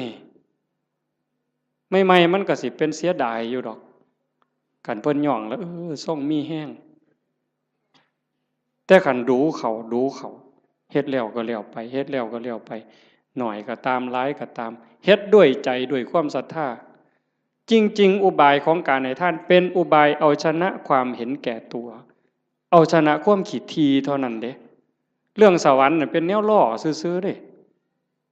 พุทธศาสนาแท้ๆนั่นการให้ท่านเป็นอุบายเอาชนะความขี้ทีเอาชนะความเห็นแก่ตัวคันเฮาสละได้นั่นมันเป็นจาคะคันเฮาอยากได้ซื่อๆอยากให้เขาย่องอยากมีซื่อติดน้ำนั่นน้ำนี่อันนั้นมันเพียงแค่ให้ทานยายเฮ็ดนั่นเฮ็ดนี่อยากให้เพิ่นย่องอยากให้เพิ่นประกาศติดซื่อไว้ให้คนได้ฮู้ได้เห็นมันก็ดีระดับหนึ่งแต่มันเพียงแค่ให้ทานมันบ่ทันฮอดจาคะจาคะนี่สลัดออกบ่เอามาได้เอาออกเอาไปแล้วอย่ามาเฮ็ดหยังบ่เอาแม้กระทั่งคำย่องคำย่อนั่นมันสิได้เป่านิพพานเป็นของให้เปล่าบ่ได้ซื้อเพราะสลึงอันนี้เว้าน้ำก้นหลวงปู่เด้นิพพานเป็นของให้เปล่าพระอริยเจ้าตั้งแต่โสดาบันสกิทาคานาคาก็เป็นของให้เป่าบ่ได้ซื้อเพราะสลึงแต่อาศัยการฝึกการฝนการบ่มจิตบ่มใจจังซั่นให้ฝึกมันบ่ทันล่ะยายเคยมีคนไปถามพระพุทธเจ้านี่แล้วว่าแก่แล้วเฒ่าแล้ว120 ปีบ่2เฒ่าอันเคยได้ยินตัว2เฒ่าน่ะ120 ปีหัวสั่นงอกไปกราบพระพุทธเจ้าโอ้ยแตะกี้มั่วประมาทหลายว่าซั่นตอนนี้เฒ่าแล้วจักสิตายมื้อใดเฮ็ดจังไดจังสิได้บุญหลายว่าซั่นมันจังสิได้ทัน120 ปีเนาะมันสิเลยจักมื้อเจ้าว่าบ่ทันได้เฮ็ดบุญจักหน่อยหรือเฮ็ดจังไดมันยังสิทันมันยังสิได้หลายที่สุดพระพุทธเจ้าว่านั่งอยู่ซื่อๆบ่ต้องไปเฮ็ดหยังดอกคันจะไปทอดกฐินทอดผ้าป่าก็บ่ทันหมู่ดอกเธอจะไปหาผ้ากฐินนั่นตายซ้ำบ่ได้ทอดดอกสิไปหุงข้าวใส่บาตรที่บ่ดีดังไฟบ่ทันแล้วตายแล้วเจ้านั่งเบิ่งลมหายใจหันไปหายใจเข้าหายใจออกเข้าก็ปล่อยออกก็ปล่อยบ่มีผู้ใดเสียดายนี่คือปล่อยว่างจาคะผู้ใดเสียดายลมหายใจเข้านี่แม่นไงโอ้ยสิมันกูเสียดายได้หายใจเข้ากูบ่ออกหัวมันดอกเอาทำแม่กันเสียดายอะไรหายใจเข้ามีแต่เอาอย่างเดียวหายใจเข้าเลยเจ้าบ่ต้องให้มันออกมาดอกเสียดายมันเอาเลยอนุญาตเดี๋ยวเจ้าสิฮู้ว่ามันสิเป็นหยังหายใจเข้ามันก็ต้องออกมาแล้วก็ต้องเข้าคือกันแต่บ่มีผู้ใดเสียดายบ่ติดยึดบ่ผูกยึดบ่ถือมั่นในลมหายใจเข้าหายใจออกการเป็นการอยู่ในชีวิตประจำวันก็คือทำดีนี่ต้องเฮ็ดละชั่วก็ต้องละชั่วทำดีสร้างบุญสร้างกุศลเฮ็ดไปซอยเหลือโลกซอยเหลือสังคมวัดว่าบ้านเมืองชุมชนที่เฮาอยู่เฮ็ดไปเถาะทำดีไปเถาะนั่นคือบุญนั่นคือพลังนั่นคือสมบัติที่สิส่งจิตวิญญาณไปสู่ที่ดีที่งามมีสุคติสวรรค์เป็นต้นแต่คันเฮาฝึกปล่อยฝึกว่างจิตสิโล่งโปร่งเบาใกล้พุทธะเข้าไปเรื่อยๆใกล้พระพุทธเจ้าเข้าไปเรื่อยๆคันเบาเท่าใดแห่งขึ้นสูงเด้จิตเบาจากความยึดมั่นถือมั่น เบาจากความยึดถือความเป็นตัวเป็นตนนั้นนั่นไก่พระพุทธเจ้าเพิ่นเว้าเป็นอุปมาว่าประตูพระนิพพานเฮาสิเข้าไปเมืองนิพพานได้จะต้องเฮ็ดโตน้อยๆความรู้สึกว่าเป็นตัวเป็นตนมันต้องน้อยอีหลีน้อยส่ำใดน้อยส่ำเพิ่นว่าผมเส้นหนึ่งนี่ผมเฮานี่เส้นหนึ่งนี่พาออกเป็น8ซีกกลับเมื่อนี่ไม่ออกก็ลองไปพาเบิ่งเด้อพาผมเฮาเส้นหนึ่งให้มันได้8ซีกพาทั้งยาวนี่ให้มันได้8ซีกผม1ใน8นะ8ใน1นั่นเส้นเดียวพาเป็น8ซีกเอามาซีกนึงจังแง่เข้าไปในหูประตูพระนิพพานได้ความรู้สึกเป็นโตเป็นตนเป็นกูนี่นะบอกภาษาเฮากูเป็นยามึงตัวกูเป็นแม่มึงตัวกูเป็นแม่เฒ่ามึงตัวให้มันเหลือน้อยซ้ำกับผมเส้นหนึ่งพาเป็น8ซีกจังสิเข้าประตูพระนิพพานไปหาพระพุทธเจ้าได้จังซั่นการทำลายความเห็นแก่ตัวแบบเอาของคนอื่นอันนั้นย้อนโลภย้อนโกรธพานแต่เห็นย้อนคุณงามความดีอยากได้ชื่ออยากได้เสียงต้องถูกย่องต้องถูกย่อต้องถูกประกาศต้องถูกสรรเสริญจังแม่นอันนั้นก็ได้ไปแค่สวรรค์ได้แค่ทานแต่บ่ทันฮอดจาคะคันสลัดออกบ่ต้องมีก็ได้ชื่อบ่ต้องย่องก็ได้แต่ว่าข่อยสำบายใจข่อยได้บูชาพระพุทธเจ้าข่อยก็มีความสุขข่อยก็ได้เป็นสมบัติยิ่งให้ออกไปเท่าใดก็คือกับทมน้ำลายเพิ่นเปรียบจังซี่คือกับทมน้ำลายบ่เสียดายพระเจ้ามหากัปปินะพระเจ้ามหากัปปินะเป็นพระเจ้าแผ่นดินจ้างคนเด้ทุกมื้อจ้างทหารนี่ออกประตูเมือง4ทิศตะเว้นออกตะเว้นตกเหนือใต้เพื่อไปสืบข่าวพระพุทธพระธรรมพระสงฆ์เป็นเวลา40กว่าปีแต่อาตมาจำบ่ผิด40กว่าปีบ่ได้ยินข่าวนี่แต่ก็เสียมื้อละหมื่นเนี่ยจ้างคนบัดมื้อนึงเพิ่นไปประพาสป่าไปชมสวนนี่ล่ะคันแม่นหมอลำก็ได้พระเจ้าแผ่นดินไปชมสวนดอกไม้เห็นพ่อค้ากลุ่มหนึ่งมานั่งพักอยู่ท่าทางคือเมื่อยเพิ่นก็เลยไปถามหมู่เจ้ามาแต่ไสมาจากไสมาจากสาวัตถีคือราชคฤห์นี่แหละมีข่าวดีหยังมาบอกบ่มีหยังดอกเพิ่นว่าฮู้แต่ว่าตอนนี้พระพุทธเจ้าเกิดขึ้นแล้วสลบเลยฟื้นขึ้นมาไหมมีหยังอีกเนี่ยพระธรรมสลบฟื้นขึ้นมาอีกนอกจากพระพุทธพระธรรมแล้วมีหยังอีกพระสงฆ์สลบเฮ็ดจังไดบัดนี้ให้เลขานั่นเขียนหนังสือทันทีเฮาสิสละบวชขอให้พระนางอโนชาพระราชินีนี่ครองราชสมบัติจากเฮาต่อไปเลยเฮาจะบวชแล้วบ่กลับอีกแล้วก็มอบรางวัลให้กับพ่อค้ากลุ่มนี้300,000 300,000กหาปณะข้าบอกว่าพระพุทธเจ้าเกิดขึ้น 100,000 พระธรรม 100,000 พระสงฆ์ 100,000ให้เอาไปเลยแล้วครองราชเลยจากนั้นก็ไปเลยออกบวชพวกพ่อค้านี่มันก็ดีที่บัดนี้เนาะบ่ได้เฮ็ดหยังภาษาเอามาเว้าซื่อๆซ้ำนี่เว้ยได้300,000ถือศาลนี่ไปแจ้งกับพระนางอโนชาเขาก็ว่าเป็นบ้าเป็นหยังจังสิได้หลายปานนั้นเว้าให้ฟังเบิ่งเขาบอกเพิ่นพระเจ้าแผ่นดินไปบวชแล้วเพิ่นได้ยินจังซี่เพิ่นก็เลยสร้างมาแนวนี้พระพุทธเจ้าพระธรรมพระสงฆ์พระนางอโนชามีความรู้สึกว่าเป็นหยังคือให้น้อยแท้มันเป็นข่าวประเสริฐปานนี้พระนางอโนชาเพิ่มให้พระพุทธ300,000พระธรรม300,000พระสงฆ์300,000เป็นเท่าใด1,200,000มีไง1,200,000เนี่ยมาแจ้งข่าวพระพุทธพระธรรมพระสงฆ์ซื่อๆแล้วก็ถามว่าพระเจ้าแผ่นดินไปไสเพิ่นออกบวชแล้วไปหาพระพุทธเจ้าแล้วเพิ่นบอกให้พระราชินีนี่ครองราชนี่อ่านหนังสือให้ฟังพระนางอโนชามีความรู้สึกว่าเรื่องอีหยัง ราชสมบัติทั้งหมดนี่คือกับน้ำลายที่พระเจ้ามหากปินะทมถิ่มลงกลางดิน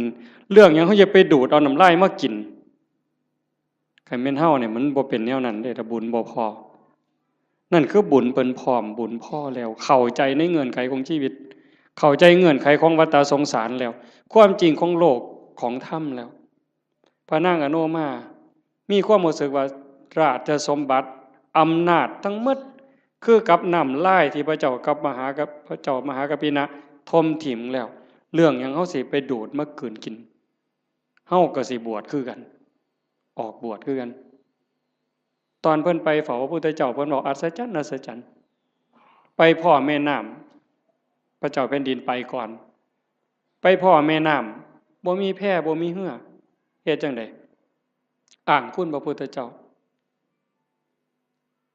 ด้วยสัจจะที่ไปเฝ้าพระพุทธเจ้าออกบวชด้วยศรัทธานี่ขอให้สายน้ำนี่อย่าสะเป็นคือน้ำให้น้ำเป็นคือหินขี่ม้าเหยียบน้ำไปคือเหยียบหินนี่แก๊บแก๊บแก๊บแก๊บแก๊บแก๊บบ่เปียกบ่หยังเลย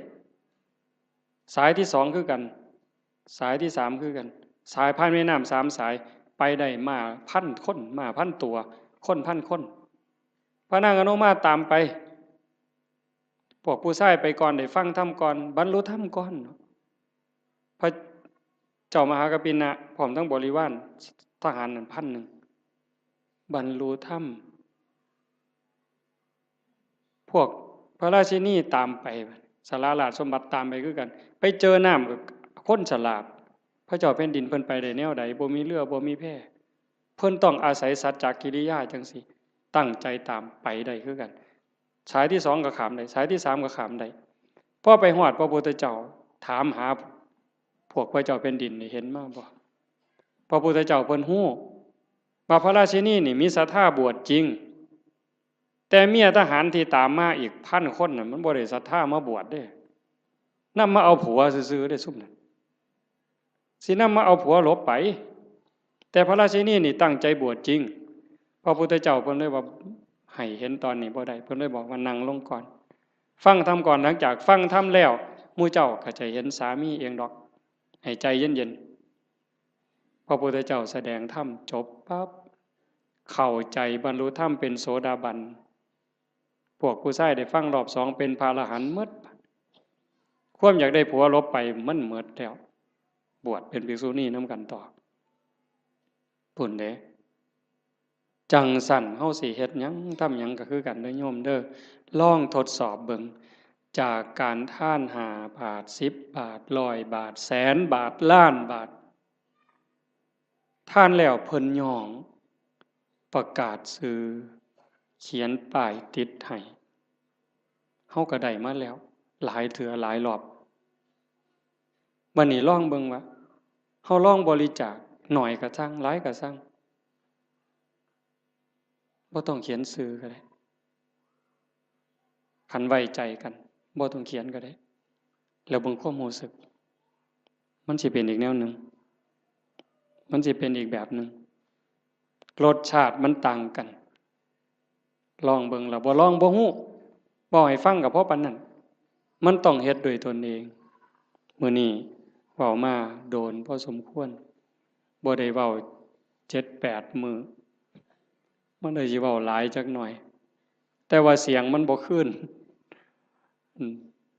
ก็เห็นว่าพอสมควรอาจจะได้เรื่องบ้างบ่ได้เรื่องบ้างจริงใจอาตมาตั้งใจว่าสิเว้าเรื่องหนึ่งเรื่องศาสนามีคนฝากมาอยู่แต่ว่ามันลงไปบ่ได้ก็สร้างมันเถาะ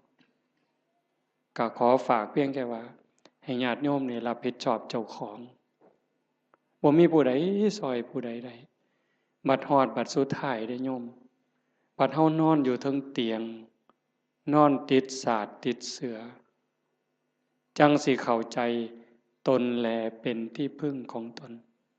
อัตตาหิอัตโนนาโถจังสิเข้าใจตัวนั้น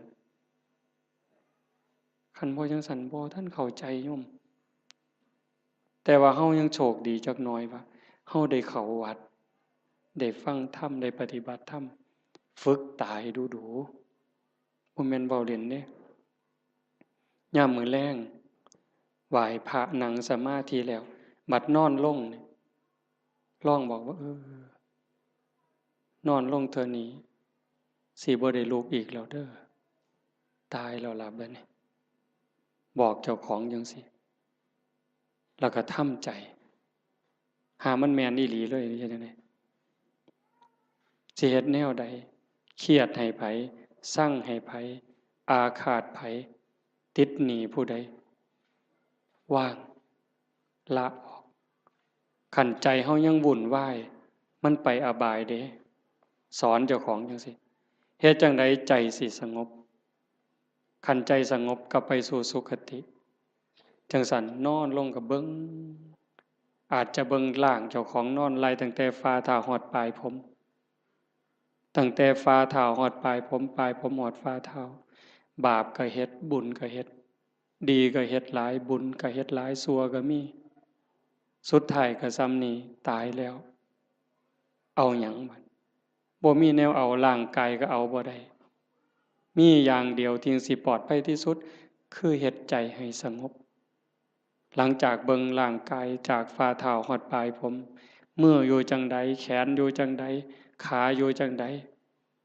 หันมาเบิ่งลมหายใจบัดหายใจเข้ายาวละเอียดออกยาวละเอียดลมเข้าลมออกลมเข้าลมออกผู้ใดใส่พุทโธก็พุทโธไปให้มันหลับไปครับจังสันซุมื้อนี่คือการเตรียมตัวตายที่ดีที่สุดบ่มีผู้ใดซอยได้ที่ว่าเฮ็ดกฐินล้านกองหาบัดเฮาเจ็บเฮาปวดแม่ใหญ่บัดใกล้สิตายมันเจ็บมันปวดทุรนทุรายมันบ่คิดฮอดกฐินนั่นดอกบ่คิดฮอดปิ่นโตบ่คิดฮอดบวชลูกบวชหลานซ้ำดีบ่ดีนิมิตขาเป็ดขาไก่ขากบขาเขียดมันมาหลอนเอาใจขาดปัดตอนกำลังทุบหัวกบใจขาดปัดไปเลยตกนรกท้วนเลยกฐินแสนกองท่าให้พ้นจากกบตัวนั้นก่อนแต่ขันเบิ่งจิตเบิ่งใจให้ดีเบิ่งลมให้ดีเฮ็ดจิตให้สงบให้มันเป็นนั่นล่ะบาปก็บ่เอาบุญก็บ่เกี่ยวละอย่างเดียวว่างอย่างเดียวบุญเนี่ยมันตามอยู่แล้วว่างอย่างเดียวจิตเป็นอิสระดีบ่ดีจากปุถุชนคนกิเลสหนายกไปสู่ความเป็นพระอริยเจ้าได้บ่พ้นสมัยเด้พระพุทธเจ้าเพิ่นบอกยืนยันว่าแม้ปัจจุบันนี้พระอรหันต์ก็ยังเป็นได้ตราบใดที่พุทธบริษัทยังเป็นอยู่โดยชอบโลกนี้จะไม่ว่างจากพระอรหันต์โยมก็เป็นได้หมดทุกคนทุกคนมีโอกาสตกนรกมีโอกาสเป็นพระอรหันต์ได้หมดทุกคนทั้งโยมทั้งพระทั้งผู้เฒ่าทั้งเด็กน้อยบ่แต่หูเรื่องเฮ็ดให้มันเป็นจริงๆมันอยู่นี่อยู่ในใจเฮาหมดเนี่ยตั้งแต่นรกเปรตอสุรกายสัตว์เดรัจฉานมนุษย์สวรรค์6พรหม20ฮอดพระอริยเจ้าโสดาบันสกิทาอนาคาอรหันต์อยู่ในใจนี่หมดเฮาสิจูนไปได้บ่ไดคือจูนขึ้นวิทยุโทรทัศน์ขึ้นต่างๆคันจูนลงตัวปั๊บไปถึกช่องพระอรหันต์ปุ๊บสมบูรณ์ปุ๊บเลยแล้วคันถ้ามันจูนบ่ถึกว่าสินั่งสมาธิเอาบุญเป็นคือเห็นบ่อย่างนั้นด่ากูเครียดตาน้ำตาแดงนั่งสมาธิกัดแขวกัดข้างนี่ป๋าห่วยจบบ่ลงซะเนาะบ่เพิ่นหมู่ข่อยเทื่อนึงซะดอกก่อนจบตั้งแต่หลายปีพุ่นไปปฏิบัติธรรมนํกันอยู่วัดผิดบ้านแก่งนั่งสมาธิชั่วโมงกว่าว่าแต่แม่นเป็นหยังเว้ยต่างคนก็ต่างนั่งไปนํกันหลายองค์ในปีนั้นตั้งแต่ปี36พุ่นดอกมันจักปีแล้ว22 ปีแล้วไปนั่งสมาธินํกันซุ่มอาจารย์จรัญพวกหมู่นี้แล้วอาจารย์วัดอาจารย์สุมินพวกครูวัดใต้นี่ไปบักหลายนึงปีนั้นก่อนเข้าพรรษาไปนั่งสมาธิอยู่นํกันนั่งสมาธิชั่วโมงนึงแล้วเพิ่นพาแผ่เมตตาบัดเวโลโหมิอภยาปัชโชโหมิจบเรียบร้อยบัดนี้พ่อใหญ่หนึ่งหมู่กันนี่ดอกบ่ออกชื่อแล้วดอกรุดโตนศาสตร์แผ่เมตตาเรียบร้อยอรหังสัมมาสุปฏิปันโนกราบ3 เทื่อแล้วปั๊บว่าจังได๋คำแรกขออภัยเด้อ อยากเตะปากผู้ใหญ่บ้านเด้ว่าสันว่าเป็นยังล่ะว่าสันมันไล่ผมออกจากเจ้าอาวาสว่าสันว่าเพิ่นได้อุดมการณ์ใหม่ไปปลูกกกไม้ใส่สนามหมอลำเขาสันแล้วเดินวัดมองผู้ใหญ่บ้านผูกงัวติล่ะผู้ใหญ่บ้านเคยเอางัวมาเลี้ยงเพิ่นเอาก็ปลูกใส่สนามหญ้าเขาไล่หนีสันแล้วนั่งสมาธิชั่วโมงหนึ่งแล้วก็จะคิดแต่ผู้ใหญ่บ้านไล่ล่าสันตัวแผ่เมตตาจบเราอยากเตะปากผู้ใหญ่บ้านบ่เตะบนตำสำเนี้ยเห็นบ่ล่ะนั่งสมาธิชั่วโมงหนึ่งตกสามารถตกนรกเหมือนชั่วโมงนั่นน่ะง่ายบ่เจ้าว่านั่งโตเที่ยงทีรีสิว่าสมาธิดีสันบ่มันทางกายยังบ่ทันแม่นเด้ยายนั่งเที่ยงทีรีตั้งแต่คิดแนวเข้าป่าเข้าดงไปก็ได้เด้หั่นมันต้องเห็นจิตเจ้าของต้องอ่านตรงนี้ให้ได้เด้อฝากไว้ให้เห็นใจเจ้าของเห็นใจเจ้าของอ่านให้มันออกคือเบิ่งผู้อื่นเฮาเบิ่งผู้อื่นเฮาอ่านใจมันนี่มันกำลังคิดนั่นเด้นี่เวลาลูกเครียดหลานเครียดเบิ่งมันเปิ้นว่าเด้เบิ่งลูกไผ่ลูกเขยคือกันเขาเป็นจังซี่มึงกูหูใจมันน่ะมันคิดอันนั้นใจเจ้าของนั่นต้องหูใจผู้อื่นแสนคนล้านคนก็บ่เป็นประโยชน์หยังบ่ปานใดดอกคันเห็นใจเจ้าของหูใจเจ้าของสุดยอดจังซี่เลยการปฏิบัติธรรมให้เห็นใจเจ้าของเห็นใจเจ้าของก็เห็นเล่ห์เหลี่ยมของกิเลสเห็นม่านยาในใจคันเห็นจังซั่นปั๊บดักทางมันบ่ตามมันบ่สนองมันหมดเหงื่อหมดหญ้าหมดห้ำจอยอ่อนโซ่สุดท้ายตายได้คันเฮาบ่ให้อาหารมันดูๆนี่ความคิดใจที่มันเห็นมันดูๆเขาหักเหลี่ยมมันดูๆเขาบ่ตามใจมันดูๆเขาจักหน่อยก็อ่อนกะลาคุณธรรมอ้วนขึ้นความเป็นพระอ้วนขึ้นในไม่ออกนี่แหละไม่ออกเป็นพระความเป็นพระความเป็นผู้ดีมีศีลมีธรรมสูงขึ้นอ้วนขึ้นอ้าวจบอีหลีแล้วล่ะบัดนี้บ่าย3กับ1นาทีแล้วขออนุโมทนาสาธุกับญาติโยมทุกคนทุกท่านพร้อมทั้งคณะสงฆ์ครูบาอาจารย์พระเดชพระคุณหลวงพ่อเจ้าคณะอำเภอโพนทรายเจ้าคณะตำบลท่าหาดยาวตำบลศรีสว่างด้วยเนาะทางฝ่ายญาติโยมก็มีโยมกำนันเป็นประมุขเป็นประธานญาติโยมผู้เฒ่าผู้แก่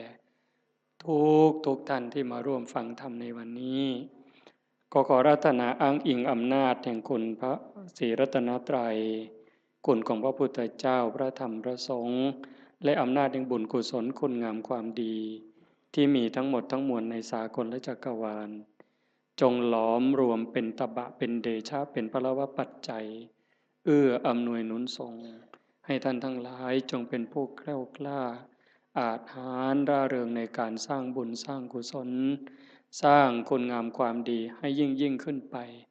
ให้เป็นผู้เจริญงอกงามในจตุรพิทพรชัยคืออายุวันนะสุขภละปฏิภาณธรรมสารสมบัติให้เป็นผู้มีสัมมาทิฏฐิมีโอกาสประพฤติธรรมปฏิบัติธรรมให้ได้เข้าถึงธรรมที่ยังไม่เข้าถึงได้รู้แจ้งธรรมที่ไม่ทันได้รู้แจ้งจนสามารถนำตนให้พ้นทุกข์ได้มีความสุขกายสุขใจปรารถนาสิ่งหนึ่งประการใดหากเป็นไปโดยชอบประกอบด้วยธรรมแล้วก็ขอให้ความหวังความปรารถนานั้นจงสำเร็จทุกประการโดยทั่วกันทุกท่านทุกคนทุกรูปทุกนามเทอญ